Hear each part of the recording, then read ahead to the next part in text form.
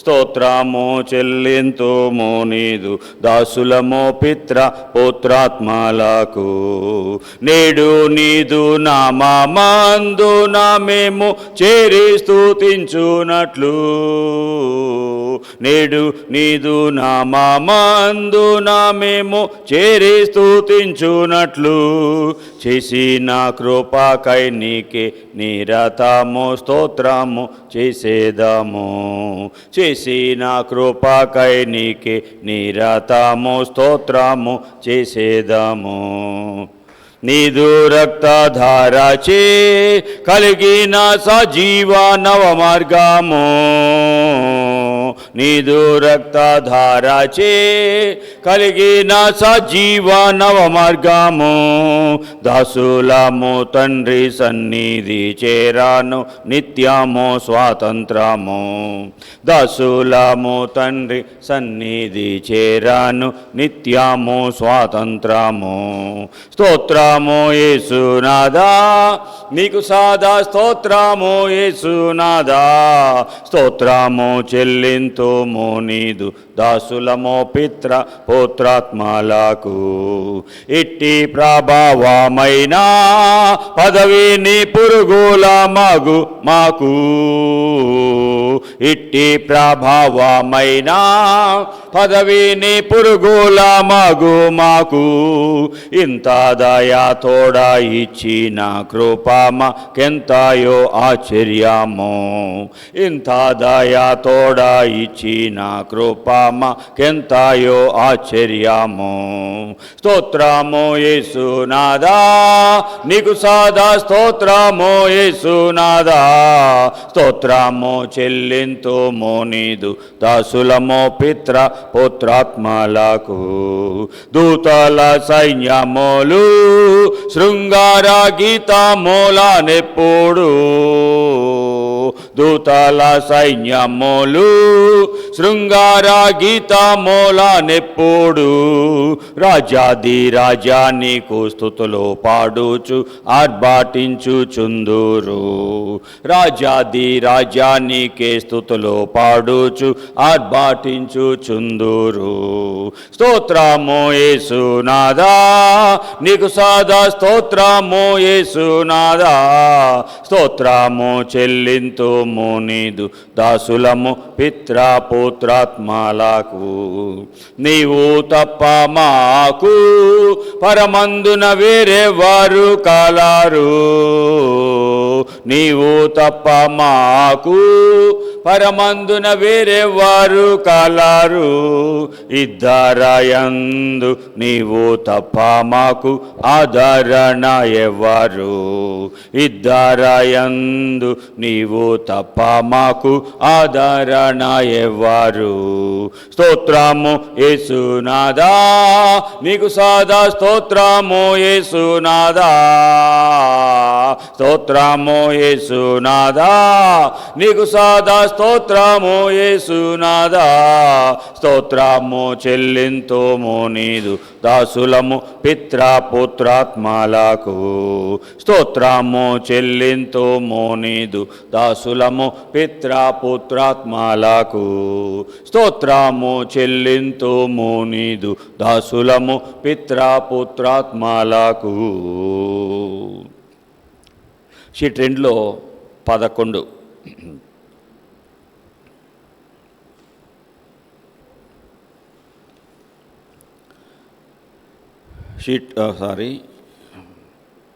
Sheet 2లో 15. నీవే మార్గం నీవే సత్యం నీవే జీవం యేసయ్యా, మాకు నీవే మార్గం నీవే సత్యం నీవే జీవం యేసయ్యా. నిన్ను వీడి నాకు విడుదల లేదు, నిన్ను వీడి నాకు నెమ్మది లేదు, నిన్ను వీడి నాకు విడుదల లేదు, నిన్ను వీడి నాకు నెమ్మది లేదు. నీవే మార్గం, నీవే సత్యం, నీవే జీవం యేసయ్యా. నాకు నీవే మార్గం, నీవే సత్యం, నీవే జీవం యేసయ్యా. నేను నమ్ము మనుషులు చెయ్యి విడచినా, ఏ వేళ నా యేసు చెయ్యి విడువాడు. నేను నమ్ము మనుషులు చెయ్యి విడచినా, ఏ వేళ నా యేసు చెయ్యి విడువాడు. నేను నమ్ము మనుషులు చెయ్యి విడచినా, ఏ వేళ నా యేసు చెయ్యి విడువాడు.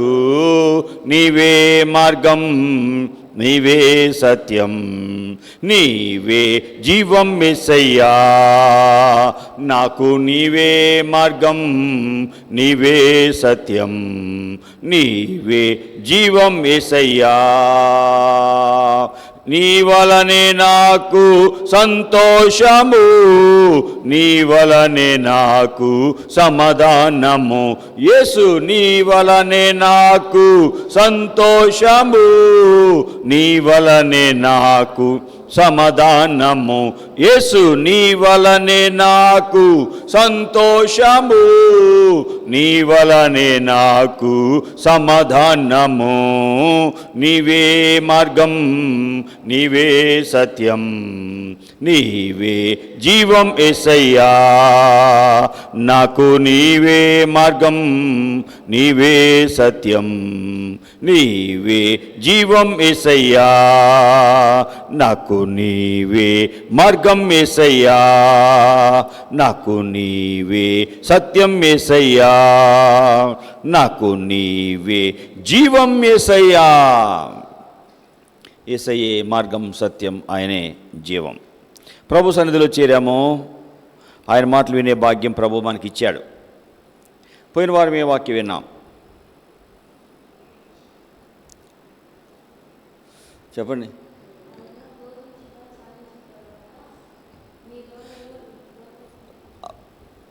పేతురు గురించి విన్నాము. పేతురు జీవితంలో ఉన్నటువంటి అతనిలో ఉన్న లక్షణాలు 3 విన్నామా? ఎన్ని 4 చెప్పానా? ఓకే, ఏంటి చెప్పండి.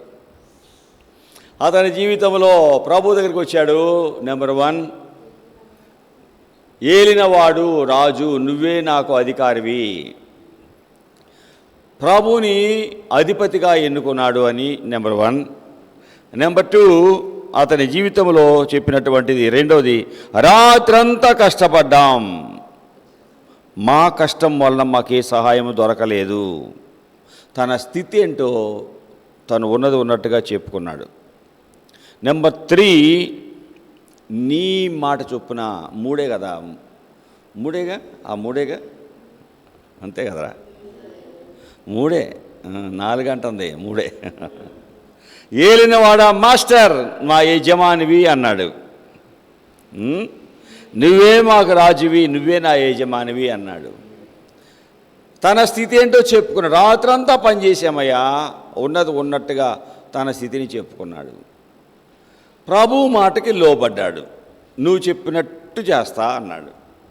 విధేయత అనేది అన్ని దీవెనలకు తాళం చెవి లాంటిది అని విన్నాం. అంతేగా, ఆ 3.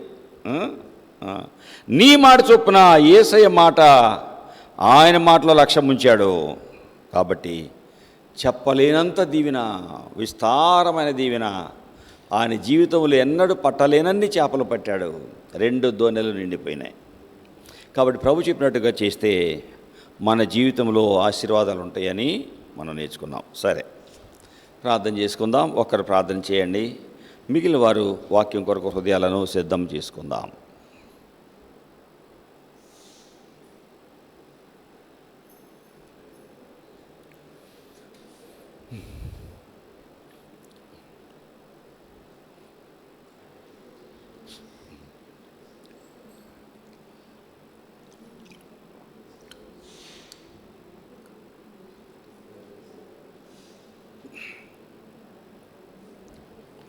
పెద్దగా చేయమ్మా.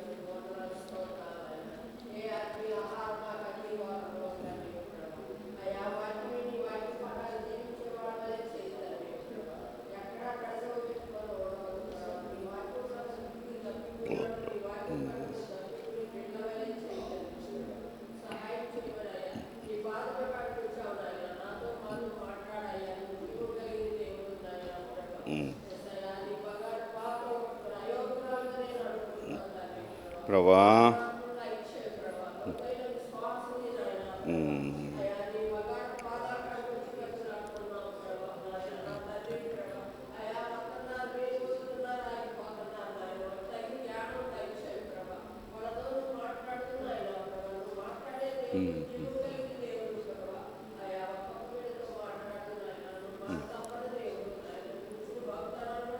ప్రభా.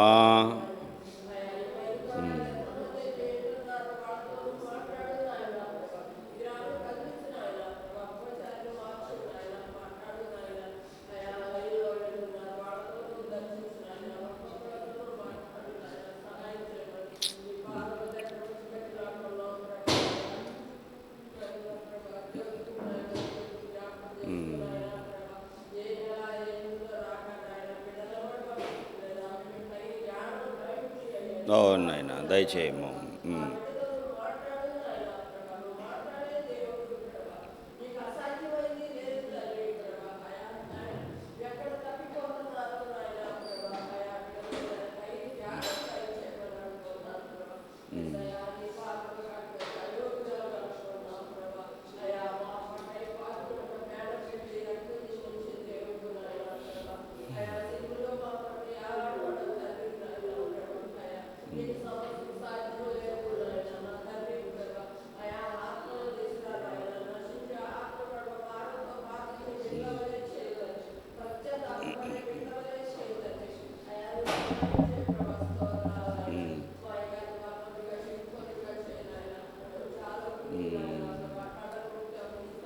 స్తోత్రమయ్యా.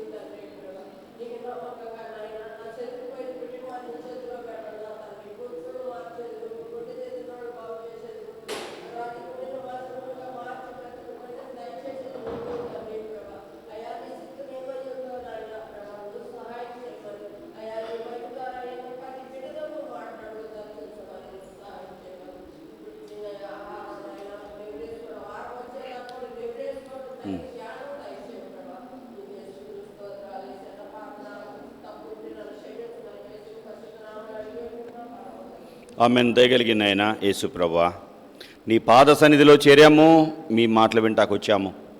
ఈ దినము మీరు మాతో మాట్లాడి మమ్ము నడిపించండి.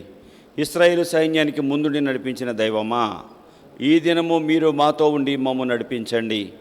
నీకు ఇష్టం లేనివేవి మాలో లేకుండా చూచుకుంటూ మీకు ఇష్టలుగా బ్రతుకుటకు సహాయం చేయి. ఏదైనా ప్రత్యేకంగా మాతో మాట్లాడండి. ప్రతి చీకటి ఆత్మను బంధించు, నిద్రాత్మను లయపరచు. మీ ఆత్మను మా మీద అల్లాడింప చేయండి.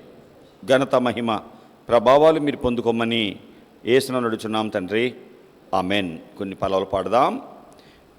145వ పేజ్, 89వ పల్లవి, 89. సాధ్యము సాధ్యము సమస్తము యేసుకు సాధ్యమని నేనెరుగుదున్. సాధ్యము సాధ్యము నా గండంబులన్నీ దాటింపని యేసు సమర్థుడే. విరిగిన హృదయంబుల్ తిరిగి నిర్మించెన్, విరిగిన హృదయంబుల్ తిరిగి నిర్మించెన్. ఖైదీలను గ్రుడ్డి కుంటి వారిని విమోచించేను, ఖైదీలను గ్రుడ్డి కుంటి వారిని విమోచించేను. సాధ్యము సాధ్యము సమస్తము యేసుకు సాధ్యమని నేనెరుగుదున్. మళ్ళీ యేసయ్యకి సమస్తము సాధ్యమే. నీకేం కావాలో అవి ఇవ్వగలిగిన వాడు. జ్ఞానం కావాలా, నీ సమస్యలు తీర్చబడాలా, సాధ్యం ప్రభుకి. ఓకే, సాధ్యము సాధ్యము సమస్తము యేసుకు సాధ్యమని నేనెరుగుదున్. సాధ్యము సాధ్యము నా గండంబులన్నీ దాటింపని యేసు సమర్థుడే. విరిగిన హృదయంబుల్ తిరిగి నిర్మించెన్, విరిగిన హృదయంబుల్ తిరిగి నిర్మించెన్. ఖైదీలను గ్రుడ్డి కుంటి వారిని విమోచించెను, ఖైదీలను గ్రుడ్డి కుంటి వారిని విమోచించెను. సాధ్యము సాధ్యము సమస్తము యేసుకు సాధ్యమని నేనెరుగుదున్. 72వ పల్లవి, 142వ పేజీ. యేసుడు ఏదైనా చేయ సమర్థుడు, మాట మాత్రము తప్పలేడు. రక్షించున్ కాపాడున్ కడుగున్ తప్పక, మాట మాత్రము తప్పలేడు. యేసు అల్ఫాయు ఒమేగాది అంతము తానే, వేవేలా సుందరుండు యేసు ప్రభువే. యేసుడు ఏదైనా చేయ సమర్థుడు, మాట మాత్రము తప్పలేడు. మళ్ళీ యేసుడు ఏదైనా చేయ సమర్థుడు, మాట మాత్రము తప్పలేడు. రక్షించున్ కాపాడున్ కడుగున్ తప్పక, మాట మాత్రము తప్పలేడు. యేసు అల్ఫాయు ఒమేగాది అంతము తానే, వేవేలా సుందరుండు యేసు ప్రభువే. యేసుడు ఏదైనా చేయ సమర్థుడు, మాట మాత్రము తప్పలేడు. 86. కాపరి వలె మందను మేపున్, పిల్లలను రొమ్మునందు మోయును, పాలిచ్చే వాటిని మెల్లగా తన బాహుతో నడుపును. పాలిచ్చే వాటిని స్పీడ్గా నడిపితే ఆ పాలు పోతాయి. తల్లి పిల్లలకు పాలు ఇవ్వలేదు కాబట్టి మెల్లిగా నడుపుకుంటూ పోతారు. గేదెను కూడా కొన్నాక తల్లిని దూడని తోలుకెళ్ళి వెళ్ళేవాళ్ళు, కొనుక్కున్న వాళ్ళు స్పీడ్గా తోలుకెళ్ళరు, మెల్లిగా నడిపించుకుంటూ వెళ్తారు. ఓకే, కాపరి వాలే మందను మేపున్, పిల్లలను రొమ్మునందు మోయును, పాలిచువాటిని మెల్లగా తన బాహువుతో నడుపును. కాపరి వాలే మందను మేపున్, పిల్లలను రొమ్మునందు మోయును, పాలిచువాటిని మెల్లగా తన బాహువుతో నడుపును. పాలి తర్వాత గీత ఉంది అంటే కొంచెం దీర్ఘం తీయాలని అర్థం. గీత ఉన్న దగ్గరల్లా కొంచెం ఆపుకుంటూ దీర్ఘం తీసుకుంటూ పోవాలని అర్థం. ఓకే, కాపరి వాలే మందను మేపున్, పిల్లలను రొమ్మునందు మోయును, పాలిచువాటిని మెల్లగా తన బాహువుతో నడుపును. ఇంకొకసారి పడదాం. కాపరి వాలే మందను మేపున్, పిల్లలను రొమ్మునందు మోయును, పాలిచువాటిని మెల్లగా తన బాహువుతో నడుపును. కాపరి మందని మేపుతాడు, పిల్లల్ని ఏం చేస్తాడు? ఎత్తుకుంటాడు, మోసుకుంటూ పోతాడు. అంతేగా నడవలేని పిల్లల్ని ఏం చేస్తాడు? రొమ్ములో ఎత్తుకొని మోసుకుంటాడు. పాలిచ్చే వాటిని మెల్లిగా నడిపించుకుంటూ పోతాడు. ఆయన చేతులతో మెల్లిగా తోలుకుంటూ పోతాడు, తొందరపడి పరిగెత్తనేడు. ఇది మన కాపరి కూడా అంతే. ఓకే, దేవుని జీవాత్మానా మీదికి రాము, దేవుని జీవాత్మానా మీదికి రాము. వీరచు వాంచు మాలాచు నింపు, దేవుని జీవాత్మానా మీదికి రాము.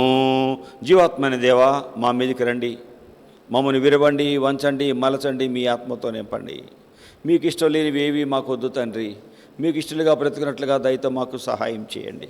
ఏదైనా ప్రత్యేకంగా మాతో మాట్లాడు. మీరే ఏదైనా సేవ ద్వారా మీ నామాన్ని కనపరచుకోండి. లైవ్లో మైక్లో వాక్యం వినపడుతున్న ప్రజలతో మీరు మాట్లాడండి. ప్రజల హృదయాలు మీరు తెరవండి ప్రభువా. మీరు మాత్రమే మానవ హృదయాలు తెరవగలిగిన దేవుడవని నమ్మిన వారమై మీ దగ్గరికి వచ్చాము. కష్టంలో ఉన్న బిడ్డలకు సహాయము మీరు చేయండి. అనారోగ్యం ఉన్నవారిని మీరు ముట్టి స్వస్థపరచండి. మీరే మీ సన్నిధి మాతో ఉంచి మమ్మల్ని నడిపించండి. ఘనత, మహిమ, ప్రభావాలు మీరు పొందుకోమని, అయోగ్యుని నా ప్రార్థన మీరు ఆలకించమని యేసునామమున నడుచున్నాం తండ్రి. ఆమెన్. దయతో కూర్చోనండి. దేవుని వాక్యానికి వెళదాం. ప్రభు మనతో మాట్లాడుతున్నప్పుడు బహు జాగ్రత్తగా వాక్యాలు వినాలి. ప్రభుకి ఇష్టమైన విధంగా మన జీవితాలు మలుచుకోవాలి. సామెతల గ్రంథము 28వ అధ్యాయము 26వ వచనము. సామెతల గ్రంథము 28వ అధ్యాయము 26వ వచనము. దేవుని వాక్యము బహువేగముగా పరిగెత్తేది, మన జీవితాలను మార్చేది, మనకి సహాయపడేది. కాబట్టి శ్రద్ధగా ఆ వాక్యాన్ని వినాలి. సాతాను మనుషుల్లో వాక్యం వినకుండా శ్రద్ధ లేకుండా చేయాలని చూస్తూ ఉంటాడు. కాబట్టి జాగ్రత్తగా వాక్యం ముందు దృష్టి పెట్టండి. ఓకే. 28వ అధ్యాయము 26వ వచనంలో, తన మనసును నమ్ముకొనువాడు బుద్ధిహీనుడు, జ్ఞానముగా ప్రవర్తించువాడు తప్పించుకొనును. తన మనస్సును నమ్ముకొనువాడు బుద్ధిహీనుడు. ఈ దినము బుద్ధిలేనుడు ఎవడో బుద్ధిహీనత గురించి మనం నేర్చుకోబోతున్నాం. బుద్ధిహీనుడు అంటే మనస్సును, బుద్ధిహీనుడి లక్షణాలు తన మనసునే నమ్ముకుంటాడు. తను ఏమనుకున్నాడు అదే నమ్ముకుంటాడు. ప్రభువా, ఈ వాక్యం యొక్క సత్యాలు మాకు బయలుపరచుము. మీ సన్నిధి మాతో ఉంచి మమ్మల్ని నడిపించు. అనేకులు దీవెనకరముగా మా జీవితము ఈ సేవ చేయండి. నాయనా, వాక్కుల యొక్క సత్యాలు మాకు తెలియచేయము. యేసునామమున నడుచున్నాం తండ్రి. ఆమెన్. ఈ వాక్య భాగంలో తన మనసును నమ్ముకునేవాడు బుద్ధిహీనుడు, బుద్ధి లేనివాడు. దేవుని వాక్యంలో బుద్ధి నిన్ను కాపాడుతుంది, వివేచన నీకు కావలి కాస్తుంది. ఏంటి? బుద్ధి నిన్ను కాపాడుతుంది, వివేచన నీకు కావలి కాస్తుంది అని దేవుని వాక్యంలో సామెతల గ్రంథము 2వ అధ్యాయము 11వ వచనంలో కనపడుతుంది. మనల్ని కాపాడేది బుద్ధి. బుద్ధిహీనత అంటే ఏంటి? బుద్ధి అంటే ఏది మంచి, ఏది చెడు, ఏది చేయాలి, ఏది చేయకూడదు గ్రహించే తత్వాన్ని బుద్ధి అంటారు. మంచి ఏదో చెడేదో తెలుసుకోలేని వాళ్ళు, ఏది ఒప్పు ఏది తప్పు ఎరగని వాళ్ళు ఎవరో బుద్ధిహీనులు. బుద్ధి లేనివాడు, బుద్ధిహీనుడు మనసును నమ్ముకుంటాడు. మనసు అన్నిటికంటే వేగంగా పరిగెడుతుంది. తెల్లారుతుంది, తెల్లారిన తర్వాత నేను సత్యనబాలి వెళ్తాను, అది కొనుక్కుంటాను, ఇది కొనుక్కుంటాను, అక్కడికి వెళ్తాను, ఇక్కడికి వెళ్తాను, అన్నీ నమ్ముకుంటాడు. తెల్లారేటప్పటికి ఆడు ఎప్పుడో సాయంత్రం ఎప్పుడుకో లేస్తాడు. వాడు ఏ పని గుర్తుండదు వాడికి. మనసును నమ్ముకునేవాడు బుద్ధి లేనివాడు. బుద్ధిహీనులు 3 రకాలు కనపడుతున్నారు. 3 రకాల బుద్ధిహీనతల గురించి ఏదైనా చెప్తా. పోయిన వారము పేతురు జీవితంలో ఉన్న 3 లక్షణాలు విన్నాము. పేతురు దీవించబడటానికి కారణము 3 చెప్పాంగా. పోయిన వారం పేతురు విస్తారమైన దీవెన పొందడానికి కారణము 3. ఆయనలో ఉన్న 3 లక్షణాలు విన్నాము. 1, మాస్టర్ నువ్వు ఏలిన వాడివి, నువ్వు ఏలి అధిపతివేనా ఎదిగాడు. 2, తన లోటేంటో రాత్రంతా కష్టపడ్డాను, ఉన్నది ఉన్నట్టు ప్రభువుకు తన స్థితి చెప్పుకున్నాడు. 3వది, ప్రభు చెప్పిన మాటకు లోబడ్డాడు. కాబట్టి 2 దోణెలు నిండినంత విస్తారమైన దీవెన చేపలు పట్టుకున్నాడు. పేతురు జీవితంలో ఆశీర్వాదానికి 3 కారణాలు మనం విన్నాం. అలాగే ఈ దినాన 3 రకాల బుద్ధిహీనుల గురించి వినబోతున్నాం. అవి మనలో ఏమన్నా ఉన్నాయేమో చూసుకొని వాటి నుండి విడుదల పొందుకోవాలి. నెంబర్ 1, దేవుడు లేడు అనేవాడు. ఏంటి? దేవుడు లేడు అనేవాడు బుద్ధి లేనోడు. ఈ ఫోన్ లేదంటారా? ఏంట్రా, ఈ ఫోన్ లేదు అంటారా? ఈ హ్యాండ్కర్చీఫ్ కాదు అంటారా? ఇది కళ్ళజోడు కాదు అంటారా? ఇది ఫోను కాదు అంటారా? ఇది పెన్ను కాదు అంటారా? అయితే ఆడెవడు? బుద్ధి లేనోడు. కనపడుతున్నా వాడికి ఏం ఆలోచన లేదు. బుద్ధి లేనోడు వాడు ఏది పడితే అది మాట్లాడుతూ ఉంటాడు. దేవుడు లేడు అనేవాడు. కీర్తన గ్రంథము 53:1, 14వ అధ్యాయము 1వ వచనంలో దేవుడు లేడు అనేవాడు ఎవడట? బుద్ధిహీనుడు. దేవుడు లేడు అనేవాడు ఏంటంట? బుద్ధి లేనివాడు. వాడు తన హృదయంలో దేవుడు లేడు అనుకుంటాడు. నెంబర్ 1 బుద్ధి లేనివాడు. దేవుడు అనేవాడు లేడు అనేవాడు. దేవుడు లేకపోతే ఈ సృష్టి అంతా ఎలా వచ్చింది? ఏదో ఒకటి రాకపోతే మనం ఈ లోకానికి వచ్చామంటే తల్లిదండ్రులు వారి ద్వారా మనం వచ్చాం. రైట్, నేను ఆల్రెడీ నేను వచ్చానంటే సరిపోతుందా? ఏది లేకుండా ఎలా వస్తుంది లోకం? దేవుడు కలుగు గాక అంటే అన్నీ కలిగినాయి. బుద్ధి లేనివాడు ఏమంటాడంటే నో నో నో ఏం కాదు అంటాడండి. బుద్ధి లేనివాడు వాడు పట్టిన కుందేలకు 3 కాళ్ళు అంటాడు. వాడు ఇంకా మిగిలింది ఏది నమ్మడు. ఒక దినాన ఒక బుద్ధి లేనివాడు బాగా త్రాగి రైలు ట్రాక్ మధ్యలో పడి వెళ్తున్నాడు. ఏంటి, రైలు ట్రాక్ మీద వెళ్తూ ఉన్నాడు. ట్రైన్ వస్తుంది, హార్న్ రే ఏంట్రా నా ముందుకు వస్తున్నావు, అరుస్తున్నావేంట్రా? నేను ముందుకు వచ్చానంటనా నా అయిపోతావు నువ్వు అంటున్నాడు. రేయ్ వాడు ఇంకా హార్న్ మోయిస్తున్నాడు. ఈడోడో బుద్ధి లేనాడు రైలు పట్టాల మధ్యలో పడి నడుస్తున్నాడు. ప్రాణం పోద్దీడికి. మళ్ళీ హార్న్ గట్టిగా మోయిస్తున్నాడు. ఏయ్ ఏంట్రా ఇంకా అరుస్తావు? నీకు బుద్ధి లేదురా? నేనంటే నీకు భయం లేదురా? ఈ ఊర్లో నేనంటే అందరూ భయపడతారు, నీకు భయం లేదురా? వస్తున్నాను లేరా అని ఎదురెళ్తున్నాడు వాడు. ఎవడీడు చెప్పండి? బుద్ధి లేనాడు. చివరికి ఆ ట్రైన్ రానే వచ్చింది. కిక్కు మళ్ళీ ఏం శబ్దం లేకుండా పోయి చచ్చిపోయాడు. మనుషుల జీవితాలలో బుద్ధి లేని వారు ఏం ప్రవర్తిస్తారో, ఏం మాట్లాడతారో, ఎలా ఉంటారో అర్థం కాదు. కొంతమంది జీవితాలలో ఏం మాట్లాడతారో, ఏం చేస్తారో కూడా తెలియట్లేదు. ఎలా మాట్లాడుతున్నారు, ఏం మాట్లాడాలి, ఏం మాట్లాడకూడదో కూడా అర్థం కాని పరిస్థితి. దేవుడు ఈ జ్ఞానం ఇచ్చి ఈ మెట్టుకు తెస్తే అసలు దేవుడే లేడు అనేవాడు బుద్ధి లేనివాడు. ప్రభా నువ్వు ఇవ్వబట్టి కదా ఈ జ్ఞానం, నువ్వు లేకపోతే నేను నీ సెలవు లేకుండా ఆహారం తినగలనా, తృప్తిగా ఉండగలనా? నీవు ఉండబట్టి కదయ్యా మేము ఈ విధంగా ఉండగలుగుతున్నాం. నీ దయ ఉండబట్టి కదయ్యా ఈ నీరు గాలి ఆయా విధాలుగా పంపిస్తున్నావు. ఈ భూమి సారవంతంగా అవటానికి మీ దయే కదయ్యా. మీరు భూమిని కలిగించారు, దానిలో మొక్కలు కలుగాక అన్నారు. ఈ దిన ఇన్ని పచ్చగా లోకం ఉంది, మీ దయ కదయ్యా. కలుగు గాక అంటే కలిగినవి కదయ్యా. బుద్ధి లేని వారిగా నా జీవితం ఉండనియొద్దు అనాలి. ఒకప్పుడు నేను బుద్ధి లేనివాడినే. గుడ్లు తిరిగాను, రకరకాల దేవుడి గురించి విన్నాను. దేవుడే లేడు అని వాదించేవాడిని. ఇంజనీరింగ్ చదువుకుంటూ AISF ఆల్ ఇండియా స్టూడెంట్ ఫెడరేషన్లో కాలేజీలో ఒక నాయకుడిగా తిరిగాను. దేవుడు ఉన్నాడు అంటే వారితో మాట్లాడి దేవుడు లేడు అనిపించేవాడిని. ఇంటికి ఫ్రెండ్స్ అంతా పెద్ద సర్కిల్ ఉండేది.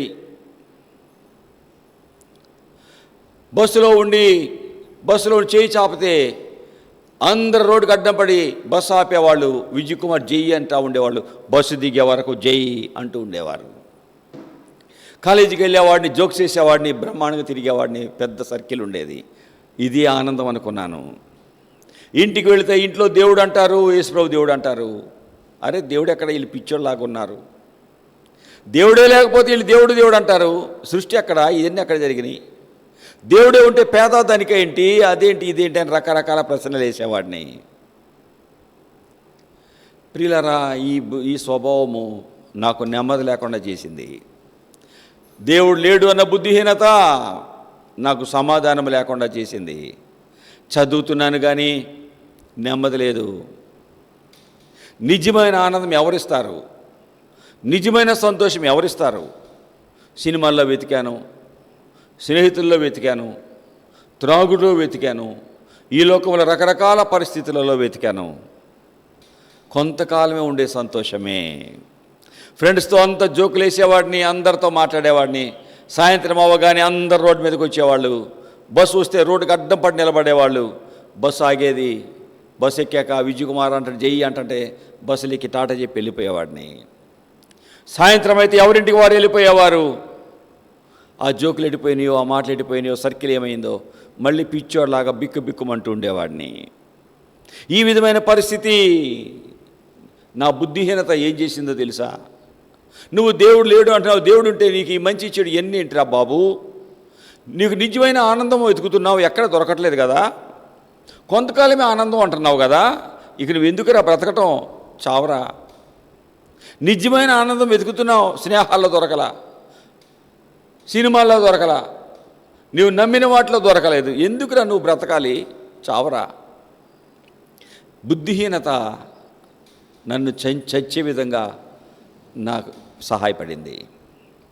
నా స్నేహితుడు ఆ దినాలలో నెమ్మది లేక వాడు విషం త్రాగి ఆత్మహత్య చేసుకున్నాడు. శరీరం అంతా పసుపుగా అయిపోయింది. ముఖము, చేతులు, కాళ్ళు, పాదాలు, అరికాళ్ళు అన్నీ పసుపుగా అయిపోయినాయి. వాడి పాడి మోసాను. కొన్ని రోజులకి అదే ఆత్మ నన్ను పట్టుకుంది. దేవుడు లేడు, నీకు కనిపించట్లా, నీకు నెమ్మది లేదు, నీకు సమాధానం లేదు, నువ్వు అన్వేషించావు. దేవుడు అనేవాడు ఉంటేగా. చచ్చిపో. నీ ఫ్రెండ్ వెళ్ళాడుగా దారి, వెళ్ళి ఆ దారిలో. ప్రియులారా, ఆ దారిలో వెళ్ళాలని నిర్ణయించుకున్నాను. విషయం, ఆ స్నేహితుడు ఏం తాగాడో ఆ విషయం తెచ్చుకున్నాను. మా తల్లిదండ్రులు ఇంట్లో ఎవరో లేరు, వారు లేని దినం చూసుకున్నాను. ఒక గదిలో చేరాను. ఆ గదిలో విషం త్రాగి అంతే పడుకున్నా. ఎదురుగా పైన ఫ్యాన్ తిరుగుతుంది, ఎదురుగా టీవీ ఉంది. శరీరం అంతా కొద్ది సమయంలో చల్లగా అయిపోతుంది, చెమటలు పట్టి. అయిపోయా నా జీవితం, ఇక అయిపోయినట్టే. మా తల్లిదండ్రులు వచ్చేటప్పటికి నా శవం కనపడుతుంది అనుకుంటూ వెళ్ళిపోయాను. రెండో రోజు మధ్యాహ్నానికి కళ్ళు తెరిస్తే పైన ఫ్యాన్ తిరుగుతుంది, ఎదురుగా టీవీ కనిపిస్తుంది. అంటే నేను చచ్చిపోలేదు. ఏంటి చావు నాకు రాదా? చచ్చిపోలేను కదా, ఈ మందు త్రాగాను. ప్రియులారా, కొంతకాలం అయ్యాక నాకు అర్థమయ్యింది, దేవుడే నా తల్లిదండ్రులు చేసిన ప్రార్థన, సేవకులు చేసిన ప్రార్థన, దేవుడే బుద్ధి లేనివాడైనా నేను నశించిపోవడం ఇష్టం లేక గర్భంలో రూపించక ముందే నేను ఎరిగాను, జనములకు ప్రవక్తగా ఎన్నుకున్నాను అని చెప్పి పిలిచిన దేవుడు చనిపోకుండా ఆ విషయాన్ని విరిచి నన్ను కాపాడాడు. ఆ తర్వాత లేచాను. కొన్ని దినాలకి మా తల్లిదండ్రులు సంతోషపెట్టాలని విజయవాడలో పిల్లల రిట్రీట్ జరుగుతున్న అక్కడికి వెళ్ళి కూర్చున్నా. ఎవరికి తెలియదు, వెళ్ళి కూర్చున్నాను. మధ్యలో వెళ్ళి భోజన టైంలో వాళ్ళని కనిపిద్దాం, వాళ్ళు ఆనందపడతారు నన్ను చూచి, నా కోసం ఏడుస్తున్నారు అనుకున్నాను. మధ్యలో మా తమ్ముడు లేచి తలనొప్పితో బాధపడేవాడు యేసయ్య ఎలా కాపాడాడో వాడు సాక్ష్యం చెప్తున్నాడు. మా అన్నయ్య నేను యాక్షన్ చేస్తున్నాను, కళ్ళజోడు ఇది స్టైల్ అనుకొని, కళ్ళజోడు కోసం స్టైల్ అనుకొని దానికోసము నా ఎలాగ ఏడవటం వల్ల కళ్ళజోడు తెప్పించారు అనుకుంటున్నాడు. మా అన్నయ్య కళ్ళజోడు దాచాడు. ఎన్నోసార్లు కళ్ళజోడు దాచిపెట్టినప్పుడు నేను ఎంతో అల్లాడేవాడిని తలనొప్పితో. తర్వాత మా అన్నయ్య సాయంత్రానికి ఎప్పుడో కళ్ళజోడు ఇచ్చేవాడు స్కూల్ నుండి వచ్చి. ఆ దినాన్ని నేను స్కూల్కి వెళ్ళకుండా భయంకరంగా ఏడ్చేవాడిని తలపోటు తట్టుకోలేక. కానీ యేసయ్య నా తలనొప్పి నుండి విడిపించాడు. అందరి ముందు ఇసిరి పడేశాడు కళ్ళజోడు. వాడిని నేను మళ్ళీ కొన్ని దినాలు గమనించాను. మరి ఎన్నడూ తలనొప్పి అనలేదు. ఓహో, దేవుడు అనేవాడు ఉన్నాడు. ఇంతకాలము డాక్టర్లు మందులు, తర్వాత కళ్ళజోడు, డాక్టర్లు చేయలేని పని. కళ్ళజోడు పెట్టుకుంటేనే తలనొప్పి తగ్గేది. కానీ యేసయ్య తలనొప్పి కళ్ళజోడు లేకుండా ముడతాడా? దేవుడని వాడు ఉన్నాడా? కొన్ని దినాలు వాడిని గమనించాక నా బుద్ధిహీనత అనేది ఏమైంది? చచ్చిపోయింది. ప్రభు దగ్గరికి వచ్చి నేను మోకరించాను. ప్రభా, బుద్ధి లేనివాడిని, దేవుడు లేడు అన్నవాడిని, బుద్ధి లేనోళ్ళు ఏం చేస్తారు? అక్కడ కింద కనిపిస్తున్నాయి. కీర్తనలు 53వ అధ్యాయము 1-2 వచనాలు. దేవుడు లేడు అని వారు బుద్ధిహీనులు, వారు చెడిపోయిన వారు, అసహ్య కార్యములు చేయవారు. ఏంటి? బుద్ధి లేని వారు, చెడిపోయిన వాళ్ళంట, అసహ్యమైన పనులు చేసేవారు, మేలు చేయవాడు ఎవడో లేడు, ఒక్కడూ లేడు. చెడిపోయిన వారు అసహ్యమైన పనులు చేస్తారు, మేలు చేసేవాడు ఎవడో లేడు. దేవుడు లేడు అని బుద్ధిహీనులు హృదయంలో అనుకుంటారు. వారు చెడిపోయిన వారు, అసహ్యమైన పనులు చేసేవారు, మంచి చేసేవాడు ఒక్కడో ఉండడు. నేను అదే స్టేజ్లో ఉన్నాను. దేవుడు లేడన్న బుద్ధి లేని వాడిని, చెడిపోయి అసహ్యమైన పనులు, ఫ్రెండ్స్ దగ్గర గొడవలు, ఎదురుగా అమ్మాయిలు కనిపిస్తే గొడవ. మేము ఒక దినాన కాలేజీ నుండి వెళుతుంటే ఎదురుగా కొంతమంది అమ్మాయిలు వస్తే మా ఫ్రెండ్లు మాలో ఒకడు ఎగిరి రాయి తీసి ఇసిరి కొడితే అమ్మాయి చెస్ట్ మీద పడి తగిలింది, అక్కడే పడి గిలగలా కొట్టుకుంటుంది. నవ్వుకుంటూ వెళ్ళిపోయామండి. ఆ పిల్ల ఏడుస్తుంటే మేము నవ్వుకుంటూ వెళ్ళామండి. ఇలా మేము చేసే పిచ్చి పనులు మాస్టర్ గారు రాసిన తర్వాత మొత్తం చెరిపేసి మధ్యలో కొన్ని అక్షరాలని చెరిపేసి మధ్యలో నవ్వుకుంటూ కూర్చునేవాళ్ళం. అసహ్యమైన పనులు. నలుగురు మంచిగా కూర్చొని మా మాటలు వినాలంటే వినలేని పరిస్థితి. ఇటువంటి పరిస్థితుల్లో ఉన్న నన్ను ప్రభు ఆయన తమ్ముడు జీవితము ద్వారా నన్ను మార్చాడు. యేసు ప్రభు దేవుడు ఉన్నాడు, ఆయన యేసు ప్రభు అని అర్థమైపోయింది నాకు. ప్రభు పాదాల మీద దగ్గర మోకరించాను. ప్రభువా, దేవుడు లేడు అని బుద్ధి లేనుడుగా ప్రవర్తించాను. గుళ్ళు తిరిగాను, తిరుపతి తిరిగాను, గోపురాలు తిరిగాను, పూజారి కాళ్ళు పట్టుకున్నాను, రకరకాల ప్రయత్నాలు చేశాను. వారు చెప్పిన ప్రశ్నలకు జవాబు దొరకక మూర్ఖుడిగా ప్రవర్తించాను. నాలాంటి వాడిని నువ్వు ముట్టుతావా, మారుస్తావా? నిన్ను బహుగా ద్వేషించాను. యేసుప్రభు దేవుడు ఎలా అవుతాడు? పెళ్లి కాని కన్యకకు పుట్టడం, దేవుడు పుట్టడం ఏంటి, ఇదేంటి అని రకరకాల ప్రశ్నలు వేశాను. దేవుడు అన్నవాడు ఏమన్నా చేయగలడు? శూన్యములో నుండి సృష్టిని తెచ్చిన దేవుడు, శూన్యము భూమిలో మొదటి దినాలు ఏముందిరా? ఆదికాండం 1:1 చదవండి. ఆది యందు దేవుడు భూమి ఆకాశమును సృజించెను, భూమి నిరాకారముగాను శూన్యముగాను ఉండెను, చీకటి అగాధ జలములపై అల్లాడుచుండెను. ఆదిలో ఉంది అది. మొదట్లో ఉన్నదేంటి? ఆకారం లేదు, శూన్యం, మొత్తం నీళ్ళే, నీళ్ల మీద చీకటి నల్లగా ఉండేదంట. అంతే. ఏమా ఏంటి ఏముంది? నా కళ్ళ ఎదురుగా పడి నిద్రపోబాకు, నా కోపం తెప్పించబాకు. ఆది యందు దేవుడు భూమి ఆకాశాలు సృజించాడు. భూమి నిరాకారం, ఒక ఆకారం లేదు, శూన్యము ఏమీ లేదు. చీకటి అగాధ జలాల మీద అల్లాడుతూ ఉంది. చీకటి అంతా నీళ్ళే, భూమి అంతా నీళ్ళే, ఏమి కనపట్ల నీళ్ళే ఉన్నాయి. శూన్యములో నుండి సృష్టిని చేశాడు. కలుగుగాక అంటే కలుక్కుంటా వచ్చినాయి. కలుగుగాక ఏమన్నాడైనా? దేవుడు చెప్పిన పనులేంటి, దేవుడు చేసిన పని ఏంటి? ఆదికాండము 1వ అధ్యాయంలో ప్రభు ఒక్కొక్కటి ఆయన కలుగుగాక అంటూ వచ్చాడు. ఎలాగా ఆయన చేసిన పనులన్నీ ఒక్కొక్కటి మనం చూస్తుంటే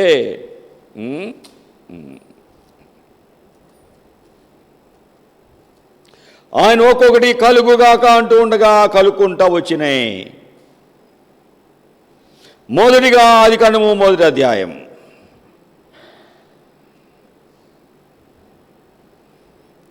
చీకటి వెలుగు చీకటిని వేరుపరిచాడు. 4వ వచనము. రెండవదిగా ఆకాశాన్ని భూమిని ఆకాశాన్ని వేరుపరిచాడు. మూడవదిగా చూస్తూ ఉంటే నేలకు భూమి అని, జలరాశికి సముద్రం అని పేరు పెట్టాడు. భూమి మీద గడ్డి, విత్తనాలు, చెట్లు, ఫలాలు అన్నిటినీ కలుగాక అని చెప్పాడు.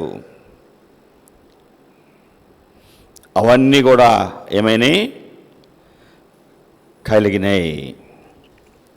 తర్వాత 4వదిగా పెద్ద జ్యోతిని పగలేయటానికి, రాత్రి ఏలటానికి చిన్న జ్యోతిని కలుగజేశాడు. అంటే సూర్యుడిని చంద్రుడిని కలుగజేశాడు. అవి కలుగుగాక అన్నాడు. భూమి మీద వెలుగిచ్చుటకు రాత్రి వేరవునుగాక అన్నాడు. అలా అయిపోయింది. 5వ దినము సముద్రములో మహామత్స్యములు, జీవము కలిగి చెలించి వాటన్నిటినీ దాని జాతి ప్రకారం రెక్కల గల ప్రతి పక్షిని సృజించాను. ఐదవది, ఆరో దినము ఆయన పోలికలో అన్నీ కూడా ఏం చేశాడు? కలుగుగాక అన్నాడు. 4వ వచనం 5వ వచనంలో వెలుగును పగలని చీకటి రాత్రి అని పేరు పెట్టెను, అస్తమయము ఉదయము కలుగగా ఒక దినమాయెను. ప్రతిది కూడా 2వ దినము కలుగుగాక ఆకాశము, పైదానిని ఆకాశము, కిందది జలము భూమి అని పేరు పెట్టాడు. జలముల మధ్య ఒక విశాలము కలిగి ఆ జలములను ఈ జలములు వేరుపరచుకాక అన్నాడు. దేవుడు ఆ విశాలము ఆకాశమని, క్రిందది భూమి అని ఆకాశం కలుగజేశాడు. పైన మొత్తం శూన్యంగా ఉన్నదాన్ని ఆకాశం కలుగుగాక అన్నాడు. ఆకాశం అయిపోయింది. ప్రియులారా, ప్రభువు కలుగుగాక అని కానీ కలిగినే కానీ ఆరో దినము ఆయన పలుకులో మానవుడిని చేశాడు. ప్రభు చేసింది కలుగుగాక అంటే కలిగినే. శూన్యములో నుండి సృష్టిని చేసిన దేవుడు. బుద్ధి లేనుడుగా దేవుడు లేడు అన్న నేను మా తమ్ముని జీవితాన్ని చూచాక తలనొప్పితో భయంకరంగా బాధపడుతున్నవాడు, కళ్ళజోడు పెట్టుకుంటేనే తలనొప్పి తగ్గేది. అలాంటి వాడు యేసయ్య వాక్యం విని తన తప్పులన్నీ దిద్దుకున్న తర్వాత, దేవుని దగ్గర వ్యతిరేకంగా ఎవరెవరిని బాధ పెట్టాడో అన్నీ దిద్దుకున్న తర్వాత ప్రభు అద్భుతంగా ముట్టాడు, తలనొప్పిని విడిపించాడు, అందరి ముందు కళ్ళజోడు ఇసిరి పడేశాడు. వాడి జీవితము నాకు ఒక ఛాలెంజ్ అయింది. కొన్ని దినాలు గమనించాను. డాక్టర్లు బాగు చేయలేరు, ఇది దేవుడు బాగు చేస్తాడా? అయితే దేవుడు ఉన్నాడు అని యేసయ్య ముందు నా తల మొదటిసారి వంచాను. యేసయ్యా, నువ్వు రక్షకుడు అని నాకు అర్థమయ్యింది. నేను మిమ్మల్ని బహుగా దుఃఖపెట్టాను. యేసుప్రభు దేవుడు ఎందుకు అవుతాడని అన్నాను. నాలాంటి వాడిని నువ్వు రక్షిస్తావా? నాలాంటి బుద్ధి లేని వాడిని నువ్వు రక్షిస్తావా? పిల్లవాడి వల్ల యేసయ్య దగ్గర మోకరించి కన్నీరు కారుస్తున్నా, నాలాంటి వాడిని రక్షిస్తావా? దేవుడు లేడు, యేసు ప్రభు దేవుడు కాదు అని బుద్ధి లేనడుగా ప్రవర్తించానయ్యా, నన్ను రక్షిస్తావా? ప్రేమమయుడు బహుగా ద్వేషించిన నాలాంటి వాడిని ఆయన ద్వేషించలేదు. బుద్ధి లేనోడా, నీ కొరకేరా నేను ప్రాణం పెట్టా, నిన్ను రక్షించాలనే రా పరలోకం నుండి భూలోకానికి వచ్చాను. నరుల కావను పరము నుండి ధరకు నీవు వచ్చినావు, పరుడనైనా నా కొరకు నీ, పరుడనైనా నా కొరకు నీ ప్రాణము నార్పించినావు, ప్రాణము నార్పించినావు. భజన చేయుచు భక్త పాలక ప్రస్తుతింతుని నామమును. నరులను కాపాడడానికి పరలోకము నుండి ఈ లోకానికి వచ్చావు. పరుడును పాపినైన నన్ను రక్షించాలని ప్రాణాన్ని పెట్టావు. రక్తమే దేహానికి ప్రాణం. నా కొరకు రక్తాన్ని చిందించావు. ఎంత ప్రేమయ్యా, ఎంత ప్రేమ, ఎంత దయా, ఎంత కృప యేసయ్య నీకు. ఇంతయని వార్నింపయిలలో, ఇంతయని వార్నింపయిలలో ఎవ్వరికి సాధ్యంబు కాదు, ఎవరికి సాధ్యంబు కాదు. ఎంత ప్రేమ, ఎంత దయ, ఎంత జాలి యేసయ్య నా మీద నీకు. ఇంతని వర్ణించలేను. అంత జాలి దయ కాబట్టే బుద్ధి లేనోడుగా ఉన్న నన్ను, బుద్ధి లేనోడుగా ప్రవర్తించిన నన్ను యేసు ప్రభు నెట్టివేయలేదు. ప్రియులారా, ఆయనే నన్ను, నాతో మాట్లాడి నన్ను రక్షించి నువ్వే నా పని చేయాలి అని పిలిచాడు. ఆయన వాక్యం నాకు తినిపించాడు. నిన్ను నేను ప్రేమిస్తున్నాను అన్నాడు. నువ్వే నా పని చేయాలి అని ఈ పని అప్పగించాడు. ఆ ప్రేమమయుడి యొక్క ప్రేమ ఎంతని వర్ణించగలం? బుద్ధి లేని నాలాంటి వాడిని నాకు బుద్ధి ఇచ్చాడు, ప్రేమించి నన్ను రక్షించాడు. దేవుడు లేడు అనేవాడు బుద్ధి లేనివాడు. ఎంతమంది జీవితాలలో దేవుడు లేడు అని బుద్ధి లేనివాడుగా ప్రవర్తించేవారు కనిపిస్తున్నారు. ఏమయ్యా, నాకు ఈ వైర్ కనపడుతుంది, దానిలో కరెంట్ ఉందని నాకేం తెలుస్తుంది? ఏమయ్యా, ఎక్కడుందయ్యా, భలేవాడువేనే అంటే నాకు దానిలో కరెంట్ కనిపిస్తుందా? పట్టుకో తెలుస్తుంది. ఏంటి కరెంటు తీగలో కరెంట్ ఎక్కడ కనపడుతుంది అంటే దాని క్రీ కనిపిస్తుందిగా. చూడగానే స్విచ్ చేయగానే ఫ్యాన్ తిరుగుతుంది, లైట్ వెలుగుతుంది. అంటే ఏంటి అర్థం? కరెంట్ ఉందిగా. తీగలు కనిపిస్తుందా నీ కరెంటు? గాలి నేను చూశానా? గాలి నాకు కనపడని. గాలికి రంగు రుచి ఉంటుందా? చెట్లు కదులుతున్నాయి, మనము బ్రతుకుతున్నాం అంటే అర్థం ఏంటి? ఏరా గాలి ఉండబట్టేగా. గాలి లేకపోతే బ్రతుకుతావా? ముక్కుముయి, నోరు ముక్కుముయి, బ్రతుకుతావా ఏంట్రా? గాలి లేకపోతే మనం పీల్చుకోలేము, చచ్చిపోతాము. చూశాను ఆ గాలి. నేను ఇలా మాట్లాడుతుంటే సరేరా ఇక దగ్గరికి రారా అని చెప్పి ఒక ఆయన చెమ్మ పెట్టి పెళ్ళి మీద కొట్టాడు. అబ్బా అన్నాడు. అబ్బా అన్నాడా? ఏంటి దెబ్బ తగిలిందాయా? కొట్టానా? ఏ చూపి అబ్బా అన్నావు. ఏమన్నా? ఏంటి నేనేం చేశాను చూపి. కనపడుతుందా? దెబ్బ తెలిసింది, క్రియ కనపడుతుంది. కొట్టానంటే ఇక్కడ అచ్చు కనపడుతుంది కొట్టినట్టు. లేదు అంటే నీకు నొప్పి తెలిసింది. మనుషుల జీవితాలలో బుద్ధి లేని వాళ్ళు దేవుడు లేడు అంటున్నారు. దేవుడు లేకపోతే ఎలాగ ఇవన్నీ సృష్టి ఎలా జరుగుతాయి? ఆలోచన లేదు, ఏది లేకుండా శూన్యంలో నుండి సృష్టి ఇన్ని రకాలుగా వచ్చినాయి. కొంతమంది బుద్ధి లేని వాళ్ళు డార్విన్ సిద్ధాంతము, కోతి నుండి వచ్చాడు మానవుడు అన్నాడు. ఏంటంట? కోతి నుండి చింపాంజీ అంట, చింపాంజీ నుండి మానవుడు అంట. మరి ఇప్పుడు కోతులన్నీ కోతిని ఒక దగ్గర దాయండి, కోతిని ఒక గదిలో పెట్టేద్దాం, రోజు ఆహారం పెడదాం, చచ్చిపోదా. మరి చింపాంజీ మారాలిగా, చింపాంజీలు మానవులుగా మారాలిగా. ఇప్పటికే మానవులు పెరిగి జనాభా ఎక్కువ అల్లాడుతుంటే ఈ కోతులు చింపాంజీలు మనుషులు అయిపోతే ఇంకా జనాభా ఏమైపోతుంది చెప్పండి? మనుషుల జీవితాలలో ఎంత బుద్ధి లేని వాళ్ళుగా ప్రవర్తిస్తున్నారు. డార్విన్ సిద్ధాంతం అది జీవ పరిణామ సిద్ధాంతం అంట. జీవులు పరిణామం చెందబడ్డాయి. మరి ముసలోడయ్యాక మరి ఇది మార్పు రావాలి కదా. మరి ఈ మానవుడు కోతి నుండి చింపాంజీ నుండి మానవుడు నుండి మరి ఇంకేం కావాలి? మరి రావాలిగా, మార్పు రావాలి కదా. మనుషులు ఎంత బుద్ధి లేని వారు అయిపోయారు. డార్విన్ సిద్ధాంతము జీవ పరిణామ సిద్ధాంతం అని వచ్చింది. జీవులు వారి రూపాలు మార్పులు చెందుకుంటూ ఇలా వచ్చినాయి. కోతి నుండి చింపాంజీ మానవుడు అన్నాడు. ప్రియులారా, చివరి దశలో హాస్పిటల్లో ఉన్నాడు. ఎవరో డార్విన్, గొప్ప శాస్త్రవేత్త. నర్సు ఆయనకి సహాయపడుతూ ఉండేది. యేసయ్యని కలిగిన ఆమె యేసయ్య ప్రేమ చూపిస్తూ ఉండేది. యేసు ప్రభు గొప్ప దేవుడు. ఎవ్వరూ ఆయన, అంత గొప్ప శాస్త్రవేత్త, ఎవ్వరూ ఆయన చూడలేకపోతే హాస్పిటల్లో ఉన్న ఆయన్ని నర్సు చూసిందండి. నర్సు యేసయ్య ప్రేమను ప్రకటించిందండి. ఆయనకి యేసయ్య ప్రేమను చూపిందండి. బైబిల్ చదివి చివరికి ఏమన్నాడు తెలుసా? నాలాంటి బుద్ధిహీనుడు ఎంతమంది మనుషులను బుద్ధి లేనివాడుగా చేసింది. ఒక్క బుద్ధిహీనుడు చెప్పిన మాటలు ఎంతోమంది బుద్ధి లేని వాళ్ళని తయారు చేసింది. చివరిగా నేను నా తప్పు కొరకు పశ్చాత్తాపడుతున్నాను. దేవుడు అనేవాడు ఉన్నాడు. జీవ పరిణామం అనేది జీవులు మార్పు లేదు.